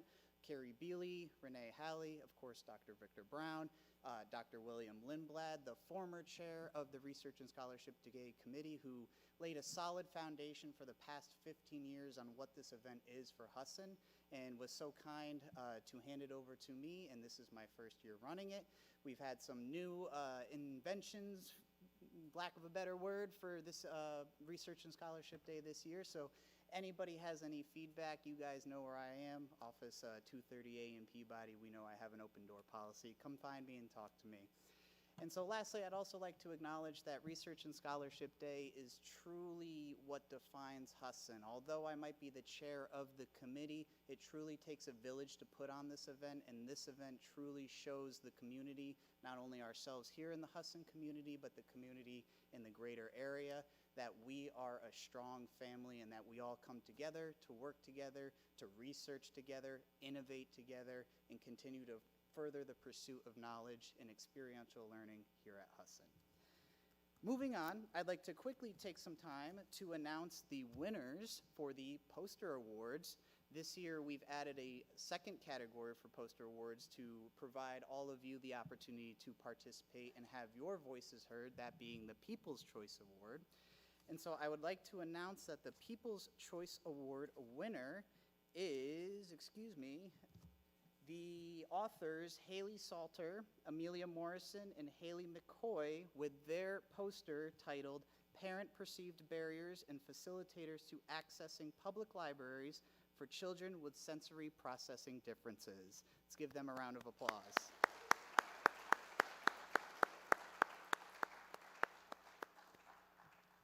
That was a tough one to judge. That was very, very close, and thank you to all who submitted your vote for the People's Choice Award. Next, I'd like to announce the Judges Poster Awards. So we had over 20 judges judge all of the posters today, and it was a close call with a couple of them. No tiebreakers this year, but was very close. And I'm excited then to announce that the judges have unanimously voted the poster titled Teaching Intramuscular Dry Needling in Entry-Level DPT Education, a Mixed Method Evaluation of Student Outcomes and Perceptions. Authors are faculty advisor Chad Howland, Excuse me, I only have your last names, forgive me. Archuleta, Grant, Gumprecht, Lombardo, and Maximic. Forgive me.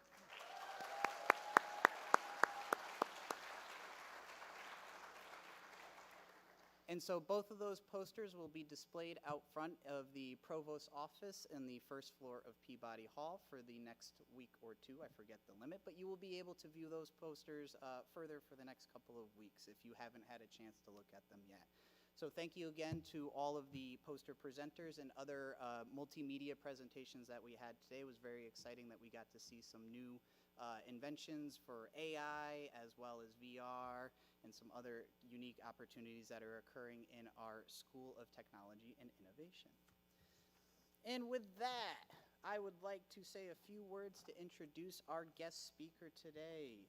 Coming all the way from Beltsville, Maryland, to spend time with us and talk about his career in research, we have with us today Dr. Jude Maul, who has served as a research ecologist with the United States Department of Agriculture, specifically the Agricultural Research Service, where he works in the Sustainable Agricultural Systems Laboratory. Now, fun fact, he began his academic journey with a Master's of Science in Plant Biochemistry from the University of Kentucky and said that he didn't have enough science, so he continued on to pursue his PhD in Horticultural and Biogeochemistry from Cornell University. Dr. Maul's research centers on molecular ecology at the critical intersection of plants, soil, and water, so you can tell this man gets his hands dirty. His work explores how these systems interact to influence plant health, nutrient uptake, and overall agricultural productivity. By applying advanced molecular and metagenomic techniques, he investigates the roles of both beneficial and harmful microorganisms associated with soil and plants, with the ultimate goal of understanding how these microbial communities affect crop resilience and performance. Now, through this research, Dr. Maul contributes to the development of practical strategies that help farmers manage plant diseases more effectively and reduce crop losses, ultimately supporting more sustainable and efficient agricultural systems. In addition to his research, he plays a key leadership role as the head of the Soils Working Group within the USDA Long-Term Agro-Ecosystem Research Network. In this capacity, he's helping to build a national soil data repository designed to enhance large-scale soil health research and improve consistency in data collection across regions. Now, with Dr. Maul here today, we are excited that he is going to share his presentation on his career, his research, and all of the other amazing things that he has participated in. But I think what's most exciting is that Dr. Jude Maul is an example of how one person can make an extraordinary impact on the lives of many people. His work has touched us all in one way, shape, or another in his work with analyzing soil nutrients to help farmers grow their crops, because what do we all do? We all eat from the farmers in the United States. So with that, I will hand over the podium here to Dr. Jude Maul.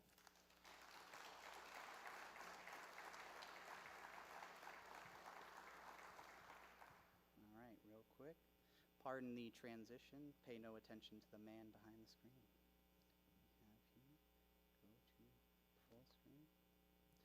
And it is all yours, sir. Thank you so much. Wow, what an introduction. That was quite impressive. I don't think I wrote that, but thank you for the invitation. Thanks the organizing committee, president, provost, and all of you. Thank you very much for inviting me here today. So I'm going to give you an overview of the USDA and some of the roles that we play. And what I'll try to do is look at it from a historical perspective. And I wouldn't say it's an advertisement to get all of you students to work for the USDA, but it's really just an effort to show the breadth of the research that we do. I would say about 90% of the data that I'll show you today is produced by the USDA, and the other 10% is probably funded by the USDA.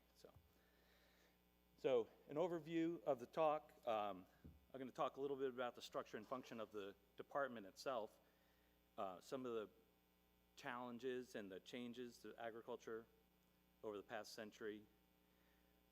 Then I'll talk a little bit about agriculture how things have changed and what it means for us as a research entity. And then I'll, at the end, talk more specifically about the research that we do in the Sustainable Ag Systems Lab in Beltsville.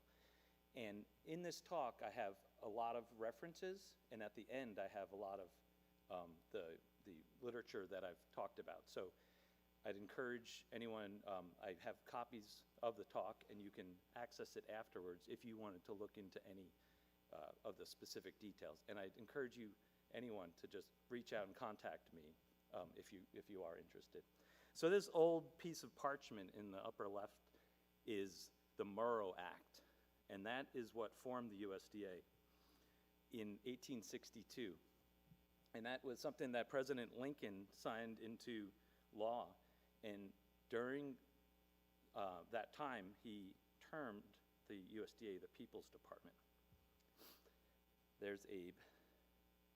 I'm not going to read this whole thing, but one of the mandates is to acquire and diffuse among the people of the United States useful information. I like that. Agriculture, rural development, aquaculture, human nutrition. I like that. Produce and propagate and distribute valuable seeds and plants. I like that. When I saw this, I knew I wanted to work for the USDA. So in 1862, about 50% of the population in the US they were involved with farming one way, lived on a farm or something. And that is now about 2% today. That number there, it's a little confusing. It's 1.5 million farms in 1862, averaging about 200 acres apiece, which,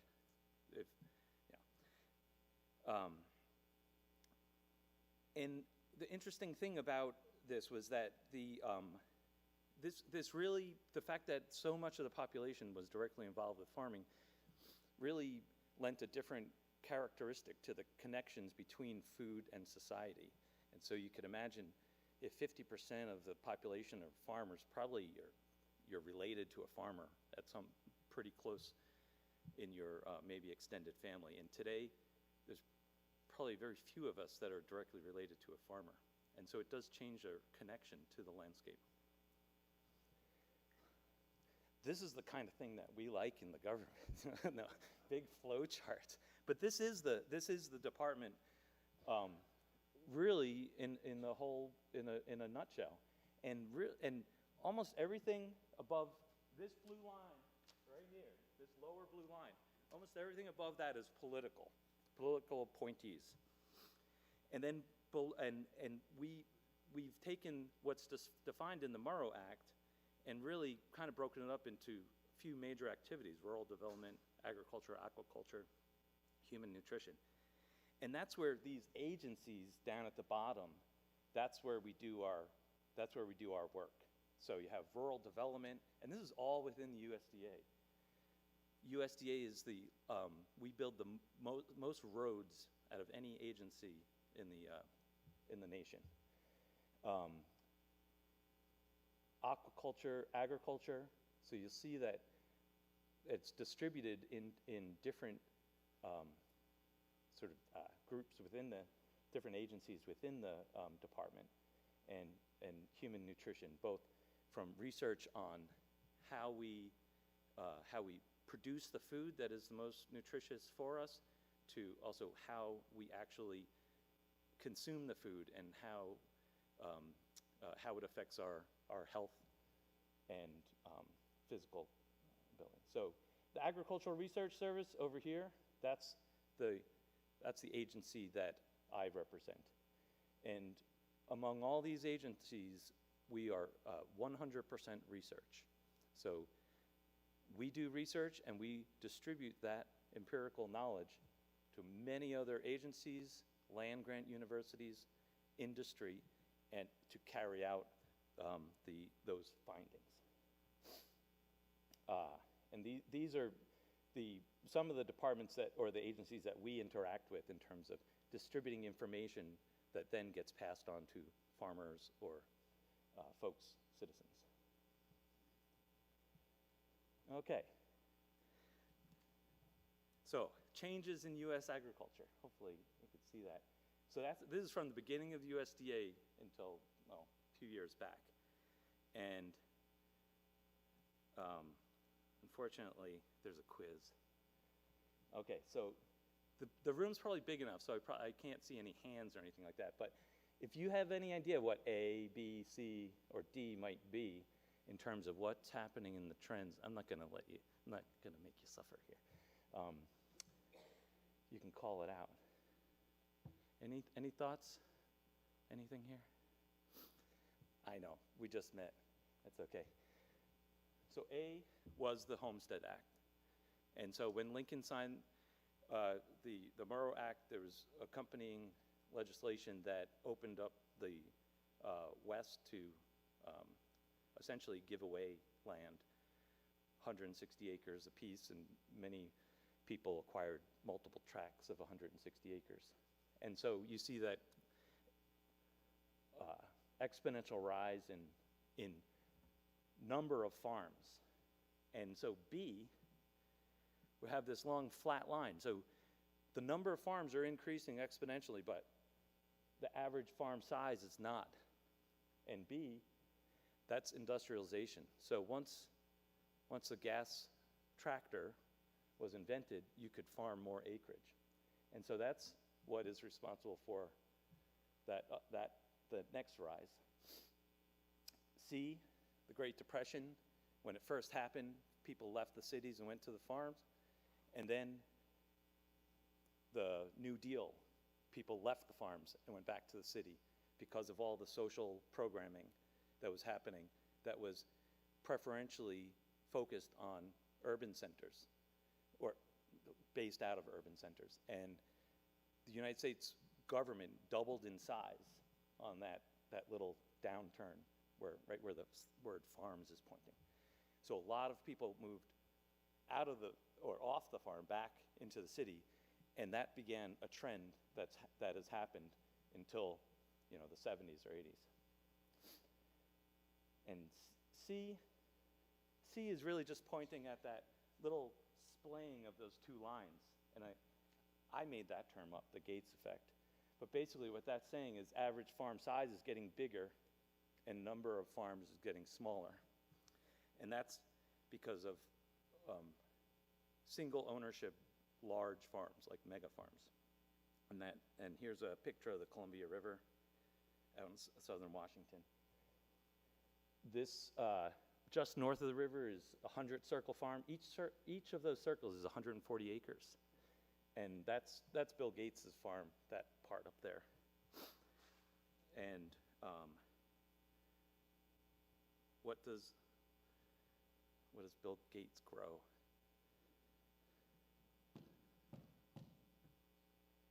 No?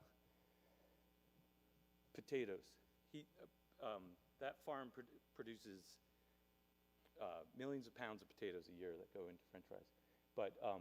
But that farm probably produces potatoes, wheat, and maybe alfalfa. So this is kind of those data in a big picture. And if you look at, this is the colors or farm size. So that green band on the top that's just getting wider and wider, those are farms that are over 2,000 acres.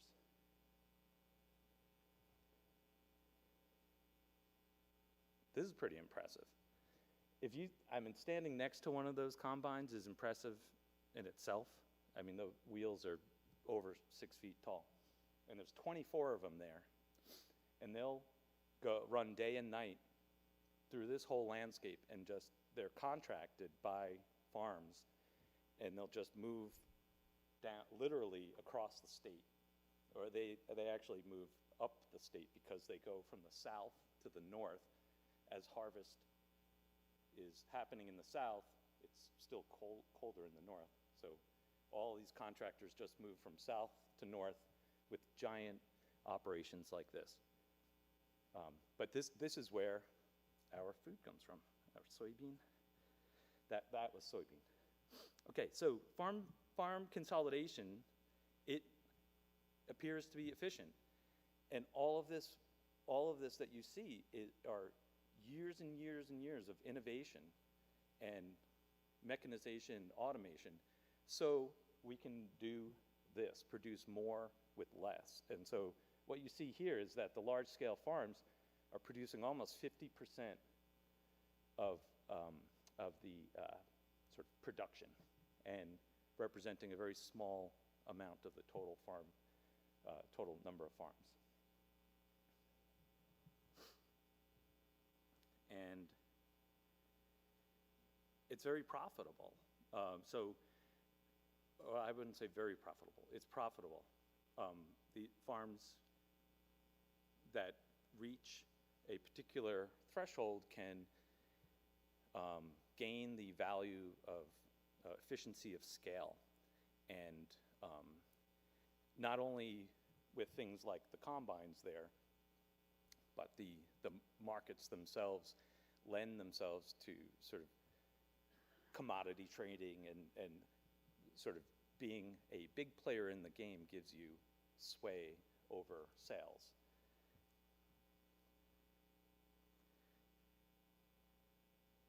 That is a question.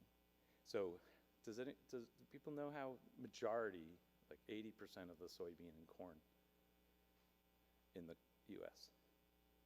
So that's how many, do I have that? No. Animals, yeah, yep. So cattle, calves, this is the proportional profits or total receipts, but it directly relates to the commodities being produced.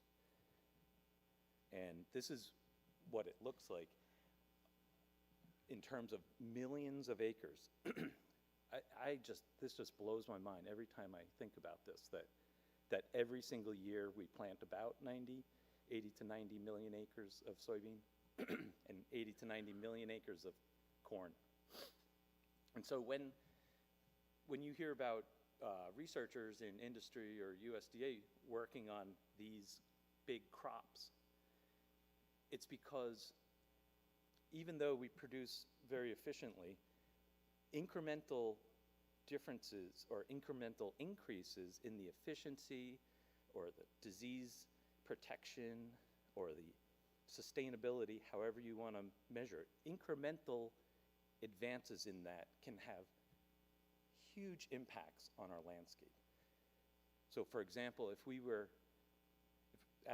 work to create drought-tolerant crops, if we can help create drought-tolerant soybean, they can be implemented on 90 million acres across the country. So there's a lot of incentive to work on these crops. So with all this consolidation, is there a cost? And these are common things that we would say are associated as farms move away from diversity and sort of towards those four sort of major crops that we see. You end up having problems with pest cycles, and that just means if you only grow one crop or maybe one crop after another, our insects, and some diseases adapt to those changes. And in some cases, the habits of these insects will change to match up with the crop cycle. And then you end up having problems with that. We see with plowing, use of deep tillage, which still occurs on the landscape. We have soil degradation. And one other aspect that we have come to realize with farm consolidation across the nation is that there are social and economic impacts. So if, for example, if a farm that once housed a family or two now really only needs maybe 3 employees to cover 10,000 acres, where do those people go? What are the economic opportunities for those folks in these rural communities? And this also sort of consolidating and focusing on just a few crops also creates exposure to market volatility. So for example, in the southern hemisphere, countries that produce large amounts of soybean and corn will watch the US markets and look at how many acres we plant and plant correspondingly to try to play the commodities market, so they would have an advantage on the world stage. So cropland diversity is decreasing, and I don't know what time it is. Crop diversity is decreasing over time, and this is the blue, dark blue are the highest diversity of crops, so that would be about up to 12 crops. The red, orange, and red are down 1 or 2 crops. And we see that across the nation, we see a decrease in crop diversity. And this is reflected in what we eat. So this is, and I don't know if this is a lesson or not, but when I was in grad school, I thought of this figure, and I went and looked up the data. And basically what it is the FAO, Food Agriculture Organization, produces a consumption chart, kilocalories of consumption per capita per day based on a 2,000 calorie diet. And I hope you can see at the top over there, but this is worldwide. So most of us, or I mean in the world, we eat rice, wheat, corn, soybean oil, and potatoes. And I downloaded this data and I put it into like a report for a class that I had to do in grad school. And 8 years later, a professor was asking me if from Johns Hopkins University if I had any idea about this type of thing. And I said, oh, you know what? I have a report for my class. And I presented this to her, and she said, this is perfect. So we ended up publishing it. We redid it, but published it in a book. And really what it says is that worldwide we get about 75 to 80% of our calories from about 6 or 8 crops. Talk about putting all your eggs in one basket, right? So worldwide, we get the majority of our nutrition from 6 or 8 crops. And if you look, the USDA has a list of sort of farmable crops or edible crops, and there's about 700 of them in there, and 70 crops are produced at over 2,000 acres worldwide in any particular year. So we do produce a fair amount of diversity, but just in very, very, very small scale. And it ends up having an impact on things like the diversity that's available in our germplasm collections. And it's really just a matter of people forgetting about seeds and seeds dying and never being produced again, or seed houses. And just like agricultural land has consolidated, it's the same with the seed industry. And so the top part of this chart here are the varieties of vegetables that would be available about 100 years ago. What is it, 1903? Well, if you were to look at a seed catalog across the country, you would be able to find about that diversity. And this is, I guess, 83 of what is maintained in the National Seed Storage Laboratory. And so these would be commercially seeds that are available at a commercial scale, where if you were a farmer, you could go buy 50-pound bags of these to plant at a reasonable scale. So in many cases, this germplasm is maintained by the USDA, but often it's in very small quantities, and we go through a process of growing them out on a regular basis to reproduce seed and then put them back in storage. But in order for a farmer to, say, produce that at a commercial scale, they would have to go through a number of years of seed increases just to get to the point of being able to plant a few acres of it.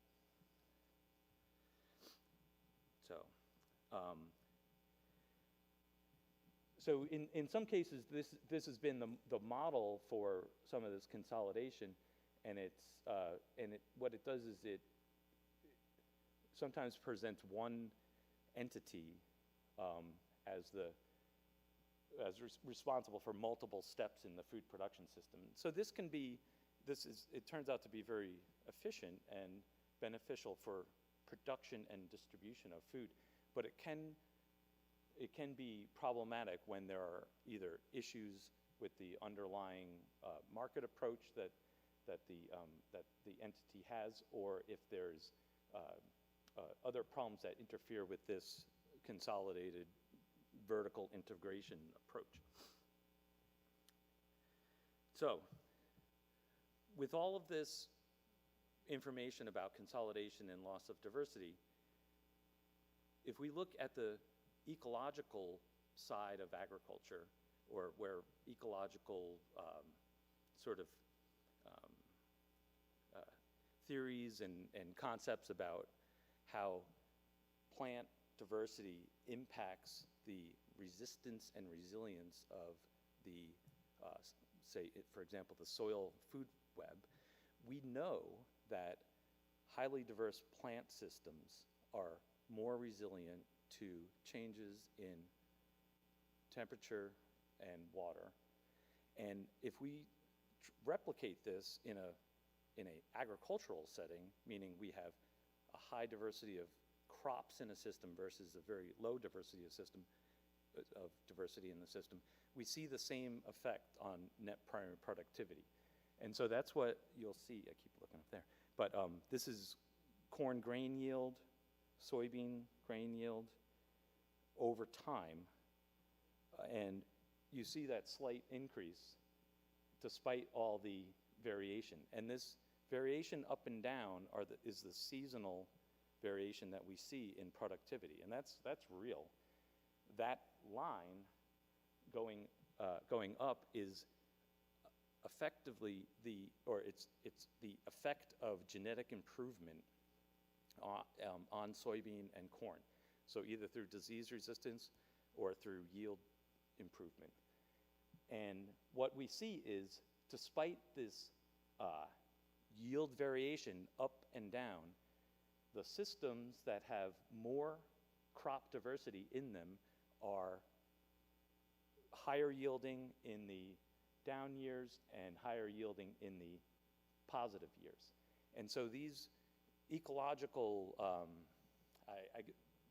we'd call them, they're not rules, but it's a relationship that we see between plant diversity and ecosystem resilience.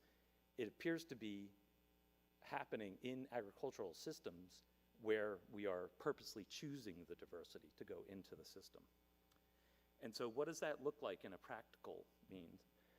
That crop rotation could be a solution to the loss of diversity that we see in the farming systems. So we know that the advances in seed genetics, the advances in agricultural engineering, and the efficiency of scale that come with consolidation and production, we see that the negative effects of that can be overcome within that system by crop rotation. And what that means is, instead of growing corn every year in the same spot, or just corn, soybean, corn, soybean, corn, soybean, which is a rotation, we think about the functional aspects of the plants that are in the system and find niches within the timing that a farmer can use. So for example, on this top row, this would be a rotation in time. You have alfalfa, then you have wheat, and that's in 1 year. And then you go into the second year, you have a grass fallow. And you can go back in, alfalfa, wheat, grass fallow. So now you have 3 crops in 2 years. That's great. We could even push that further because we know some crops grow in the summertime, and some crops we can plant in the fall, and they'll grow a little bit in the fall, sit around, hang out in the winter, And in the spring, like now, they're just going gangbusters. For example, winter wheat is one of those. So right now, our winter wheat is just coming out of hibernation, so to speak, and going gangbusters. You can have crop rotation in this temporal way, year after year, and we do some experiments where we have 6 phases of that rotation, where we have corn, soybean, wheat, alfalfa, rye, and vetch, all, and it's not all at the same time, it's over time, but we cycle those through. And what we find, and what we can also do is have spatial rotation. So an example here is, on the top row you have corn monoculture, the middle row you have plants planted in between the corn, and those are actually legumes that are fixing nitrogen through symbiotic relationships and actually leaking that into the soil, and the corn takes that up. And we've shown with some studies that that happens actually in a single year. So a legume that grows early in the spring, some of its roots will die off, and the corn roots are right there to suck that nitrogen up. And we can increase our nitrogen use efficiency by growing these crops in combination. We increase our nitrogen use efficiency, and we can decrease the amount of nitrogen or fertilizer that we have to put on the corn. So it's backed up in the literature. And this is where I was talking about some of these references. You can go to any one of these and see evidence of what I'm talking about, where in a monoculture you can see, in some cases, our nitrogen use efficiency is much worse than if we have, say, a corn production in a wide diversity of rotation. And there's a number of different approaches to looking at that, and these papers will tell you about that. So, as I said, some of this crop diversity can be realized through understanding the physiological nature of the plant. Like, for example, these cover crops that grow in off season, and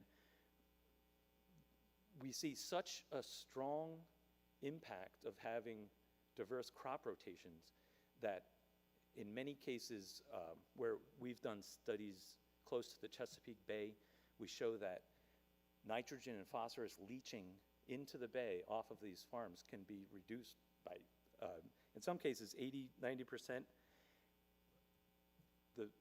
The impacts are so great that the state has started a program where they actually pay farmers to grow cover crops in the off season. So this is the Maryland cover crop program. We have 100% enrollment every year, and there's millions of dollars that are spent by the state to pay farmers per acre to plant these cover crops. And the idea is that the farmers will see the economic return on this. The state is giving them a little boost to reduce the risk of experimenting with a new crop, because in some cases the farmers have to learn how to plant the new crop, or they have to learn how to till it or work it into the soil. And so this program gives the farmers some incentive and a little bit of resource to invest in new equipment and things like that, along with the the addition of the cover crops to their system. And this has been extremely effective throughout Maryland, and is actually being adopted by Virginia and Delaware, and they're currently in the process of creating the legislative infrastructure to pay farmers this way. So, if we see the cover crops, the important parts of it, the timing of growth, they can add and recycle nitrogen in the system. The cover crop roots add carbon to the soil, which helps with water retention. And in many cases, these crops disrupt pest cycles by either providing habitat for for beneficial insects, or just in some cases just protecting the plants through I'm sorry. In some cases, the plants produce allelopathic chemicals that then will protect the root systems from root grazing insects. These are a number of papers that have come out of my lab that that look at the impacts of cover crops in crop rotation. There's, as I was getting at, there's multiple effects. And so, for example, this paper in which we looked at soil nematodes, we showed that in crop rotations with high diversity, we had a lower abundance of root-feeding nematodes. And anyone who is interested in these papers can contact me, and I can get them copies. So, okay. So, is the USDA still the People's Department? I think so, but our role has changed quite a bit since the very beginning. There's a number of factors that influence the trends in agriculture, and as an agency, we really respond to the needs of the farmers. So we're not sort of driving these trends, but really responding to the needs that the farmers have.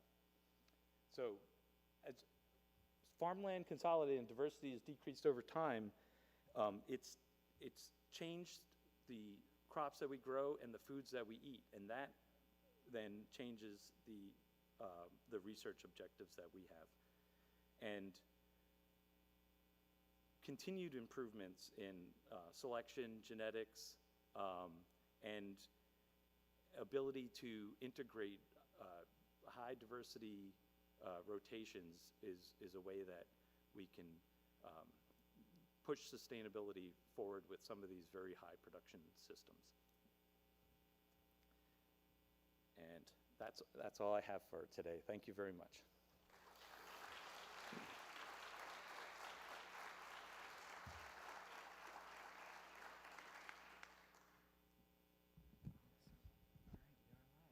Thank you so much, Dr. Maul, again for your presentation. He will now take questions. Who would like to ask the first question? Does anybody have any questions for Dr. Jude Maul? Any questions? Yes, Bill, I'm coming on over.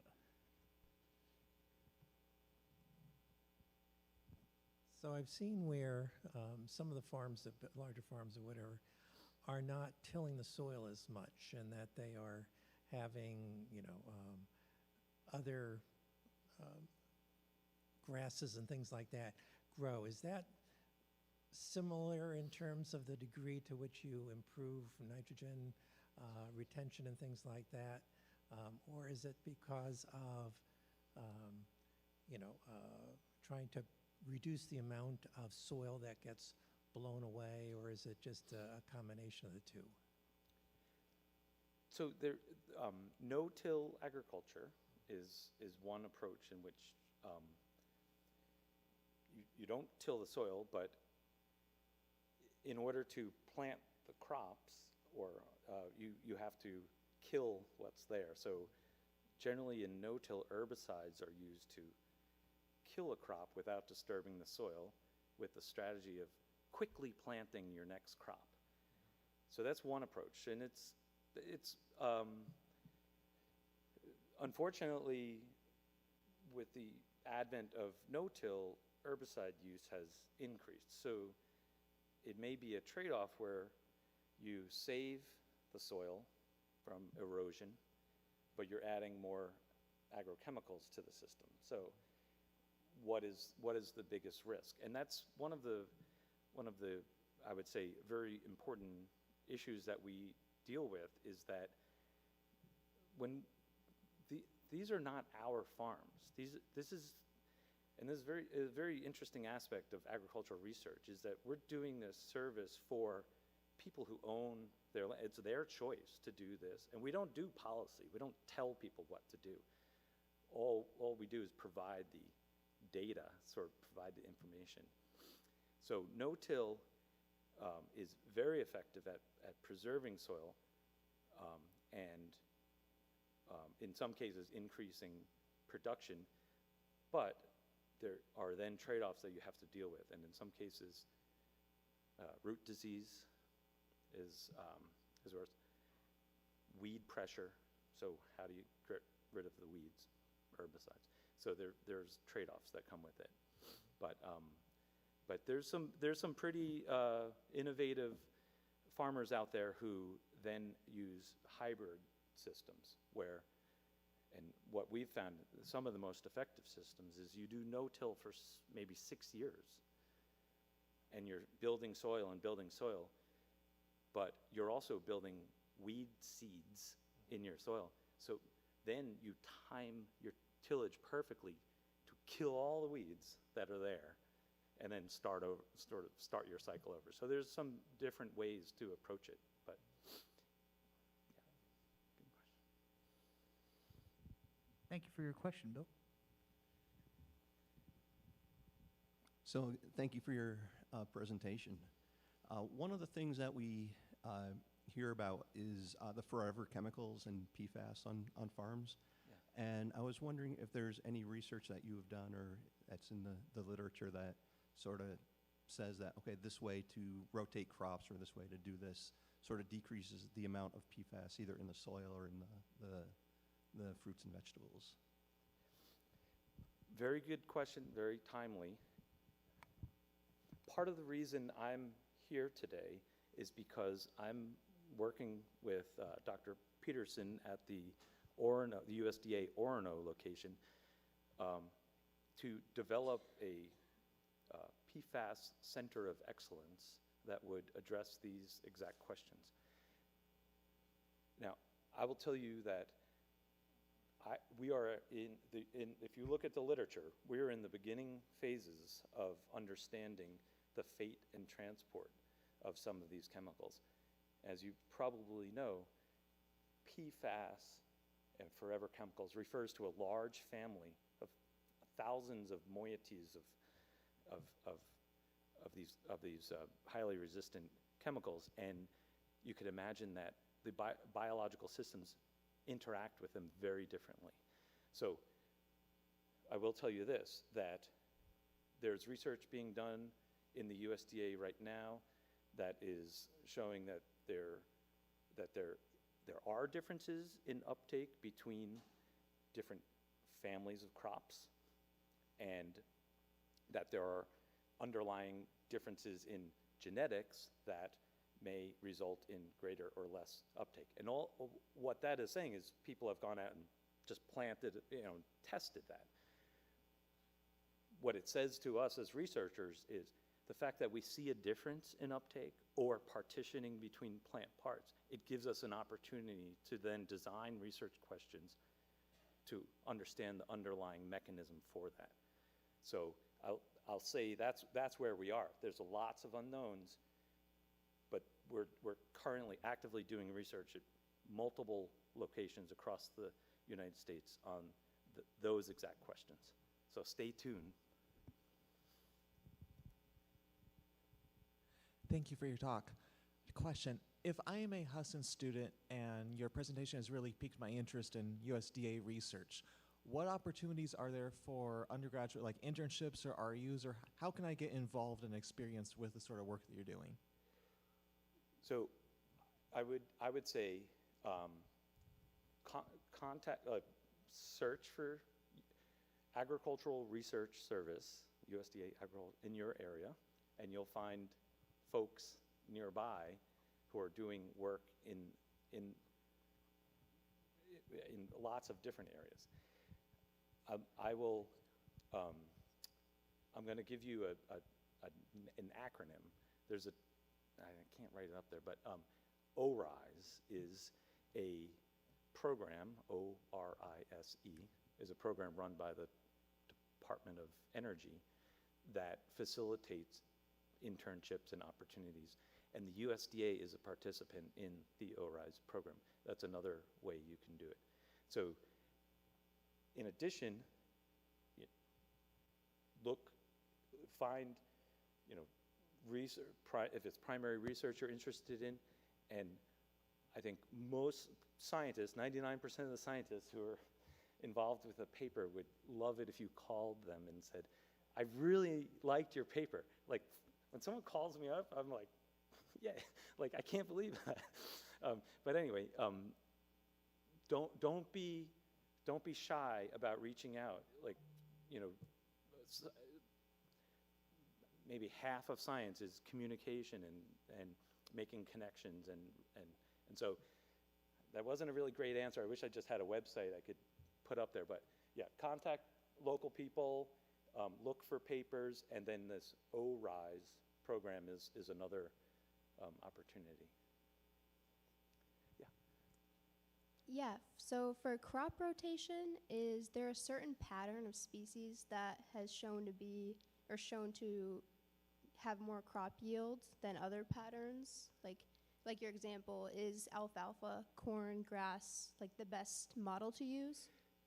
That's a great question, and you're getting at this concept of different plant traits for cover crops, and that's what I think is exciting about cover crops, is that there's lots of different plant traits, and so if you have, and that's exactly what we do. We plant a legume before we plant corn. So the legume, very good at collecting nitrogen, both from the atmosphere and from the soil, and is actually, nitrogen is not always a limiting factor for them. So there's lots of nitrogen. And if we till that legume into the soil, all of that nitrogen material will break down and release. You could think of it as slow-release fertilizer. And then it leaks out, and the corn is right there to pick it up. So we do exactly that. We look at plant traits, what is going to be the most compatible for the following crop, and there could be a number of different traits that we look for. Some of them could be nitrogen related. Some of them are weed suppressive related. So for example, if we grow ryegrass, or rye, cereal rye, we may grow that before we grow soybean. And one of the neat things we didn't invent it, but we have worked on this and perfected it, or I don't want to say that. We've increased the capacity of it, is going into a rye field and actually not tilling the rye field, but rolling it down to make a mat of rye, and then planting soybean into that. And the rye acts as a mulch, and soybean will grow right through it. And so to do that, we had to find the cover crop that we could kill at the right time, and it had to do with the timing and how it responded to cold weather.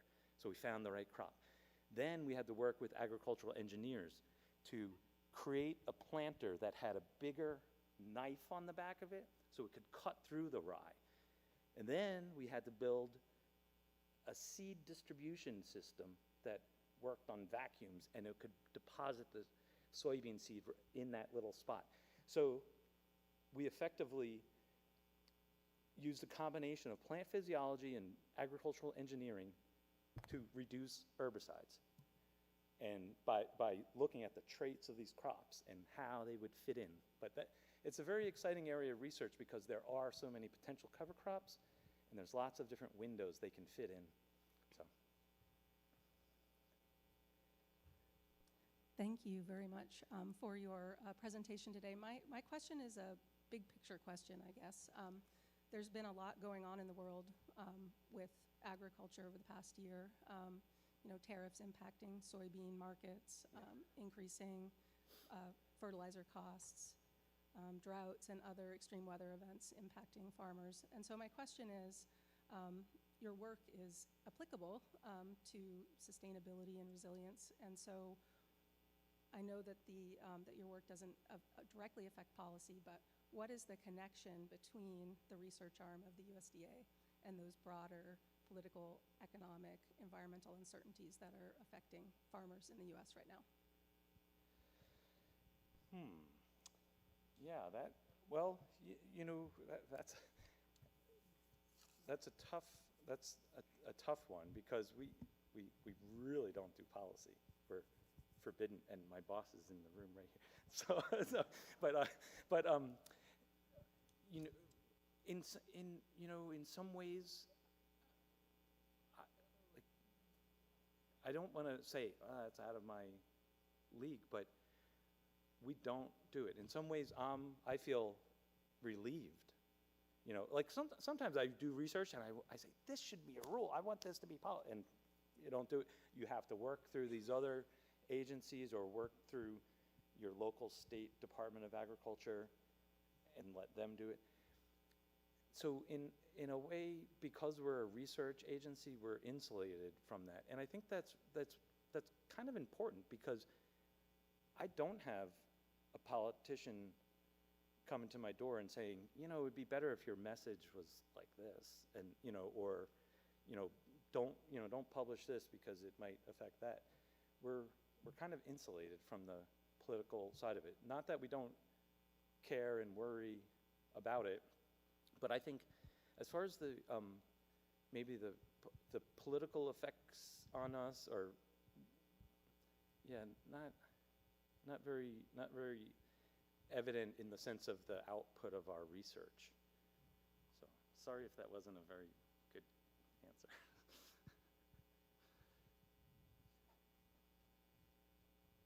Please, everyone, enjoy me running across the room. No worries. Thank you for the steps. Hi, Kathy. Kathy and I know each other from grad school. It's great to see you here, Yeah, Jude. I I'm see so you too. glad you're here. So I'm going to ask a non-political question, but ask how you have seen some of your conclusions, if you are able to see that piece of it, used in larger scale agriculture. Do you see, or are you aware of these larger farms increasingly planting more diverse crops or using cover crops or doing the things that might increase the resilience of their systems? Is that something we're seeing more of, and do you think maybe we'll see more still as the climate changes? I think so. In answer to the first part of the question, yes, there are very large scale farms who are looking at the potential for integrating higher diversity systems. And in some cases, it's just through rotation and really identifying a market. And in some cases, and I can give you an example in upstate New York, where millet and oats were not part of the production system in central New York. And there are a number of farmers in a cooperative that I worked with up there who said, you know, it's a perfect growing area for this, but they didn't have the harvesting equipment. They actually chipped in, bought a harvester from Canada, and brought it to central New York, and it was just one that they could trade. But once it opened that opportunity, they had 2 more crops in their rotation, and that really stemmed from a combination of, at that time, Cornell and New York State Extension growing the crop over and over, showing that it could be done, identifying weed control approaches to it. Once all that primary research was done, you could think about it, the farmers said, oh, this is actually a lower risk decision. So in some ways, our research is to provide overwhelming evidence that that risk is very low, or if you run into a problem, we have a solution, or we've worked on a solution. So that's where I see some of that impact, where we just keep providing more information until maybe it's a farming co-op, maybe it's an ag extension publication where they say, you should look at millet, and you know, it's an opportunity that exists for you, and then it starts to spread. And a lot of farmers will talk to their neighbors, and what are you growing? Oh, do you believe that guy from Cornell or not? You know, like there's a lot of that goes on. But then as far as turning things into policy, I've done some special assignments where we had to do some experiments that essentially showed that there was no impact of this herbicide on fungi. And this was a very specific case. And we did many years of research on that and then essentially gave it to our program leaders, who then distributed it back up the chain, and eventually it turned into a policy paper. But it was my research, but not my policy, so to speak. Thank you very much.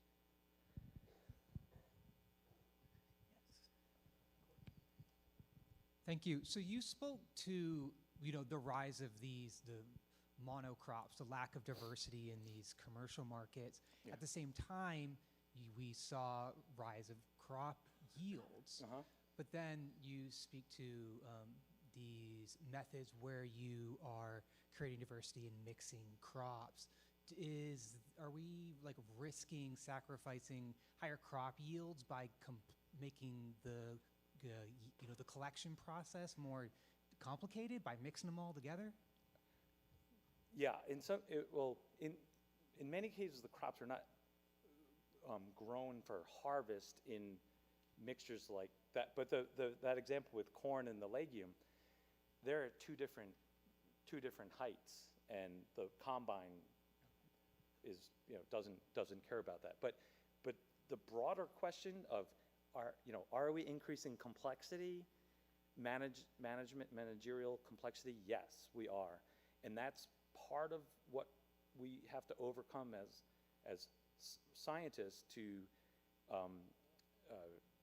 increase adoption is to mitigate that complexity, maybe through another invention, like I was talking about, working with ag engineers to see, all right, this equipment isn't going to work for that, but if we did this, it's going to be very familiar to the farmers to do it, or we can actually use the same planter if we do it this way. So there's a learning component to it, and there's a number of really interesting papers that I was involved with, two of them in the very beginning, but it kind of looked at the social aspect of farming, in the sense of when farmers adopt a new process, do you see a yield hit, and how long does it take to recover? And so we saw that exact thing.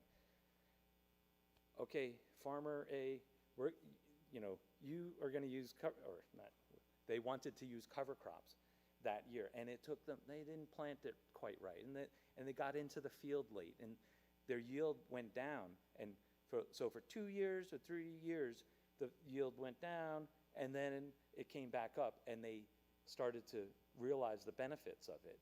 And our colleagues said, yeah, that's the learning curve. That was the learning curve. But once they got past that learning curve, they were using less nitrogen, they were using fewer herbicides in their system. So it's not like buying a new car and all of a sudden you have 100 more horsepower. It's a process, so to speak, and there's definitely a human part to it, a human learning part to it. Thank you.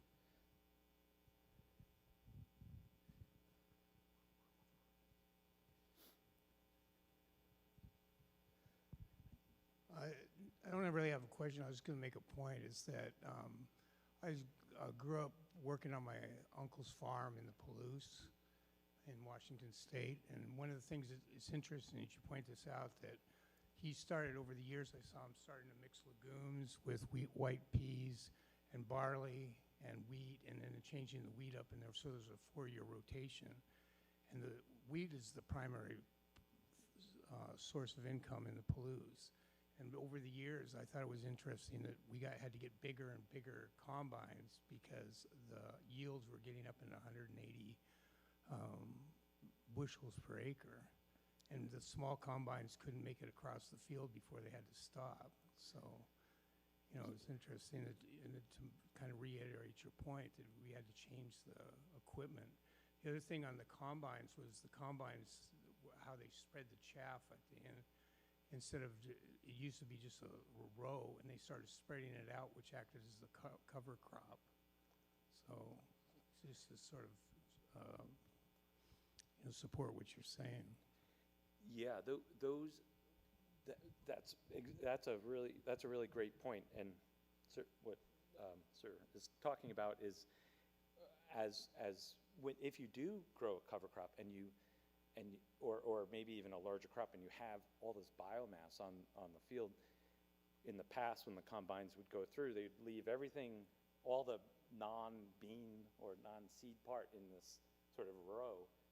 And what you would see in the field over time is that if you measured carbon down the row, you'd have high and low points where the combine had gone. So now there's organic matter spreaders that spread, and actually, well, we can talk about it later. But yeah, there's a lot of great agricultural engineering advancements that sort of go hand in hand with the different cultural approaches to things.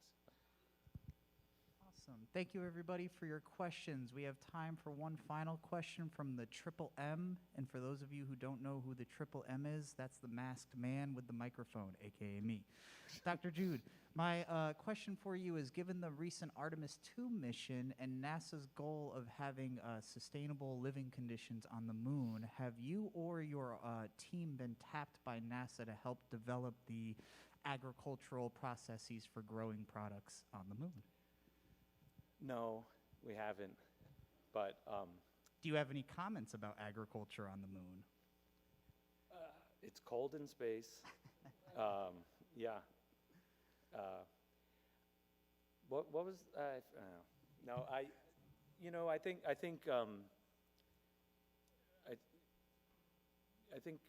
sort of built agriculture or indoor agriculture, it's super highly energetic. So in order to look at something like that, you may have to have a sort of freestanding nuclear plant next to your greenhouses. Probably on the moon, you'd want to do it underground with lighting rather than you couldn't do it on the surface. Like you wouldn't want to rely on the sun for that. But did you read The Martian? I did. I loved it that he was like composting and everything, but Yeah. I was like, oh my goodness. Good time. Like was it a step backwards for us scientifically? No, I'm just joking. But I want to, what a great audience, and what a great set of questions. Thank you so much for all your interest in this work. And like I said, Cody has my contact information, so anyone who is interested in any of the stuff I spoke about, and I have also other research that we didn't have a chance to talk about today, but feel free to reach out anytime. So.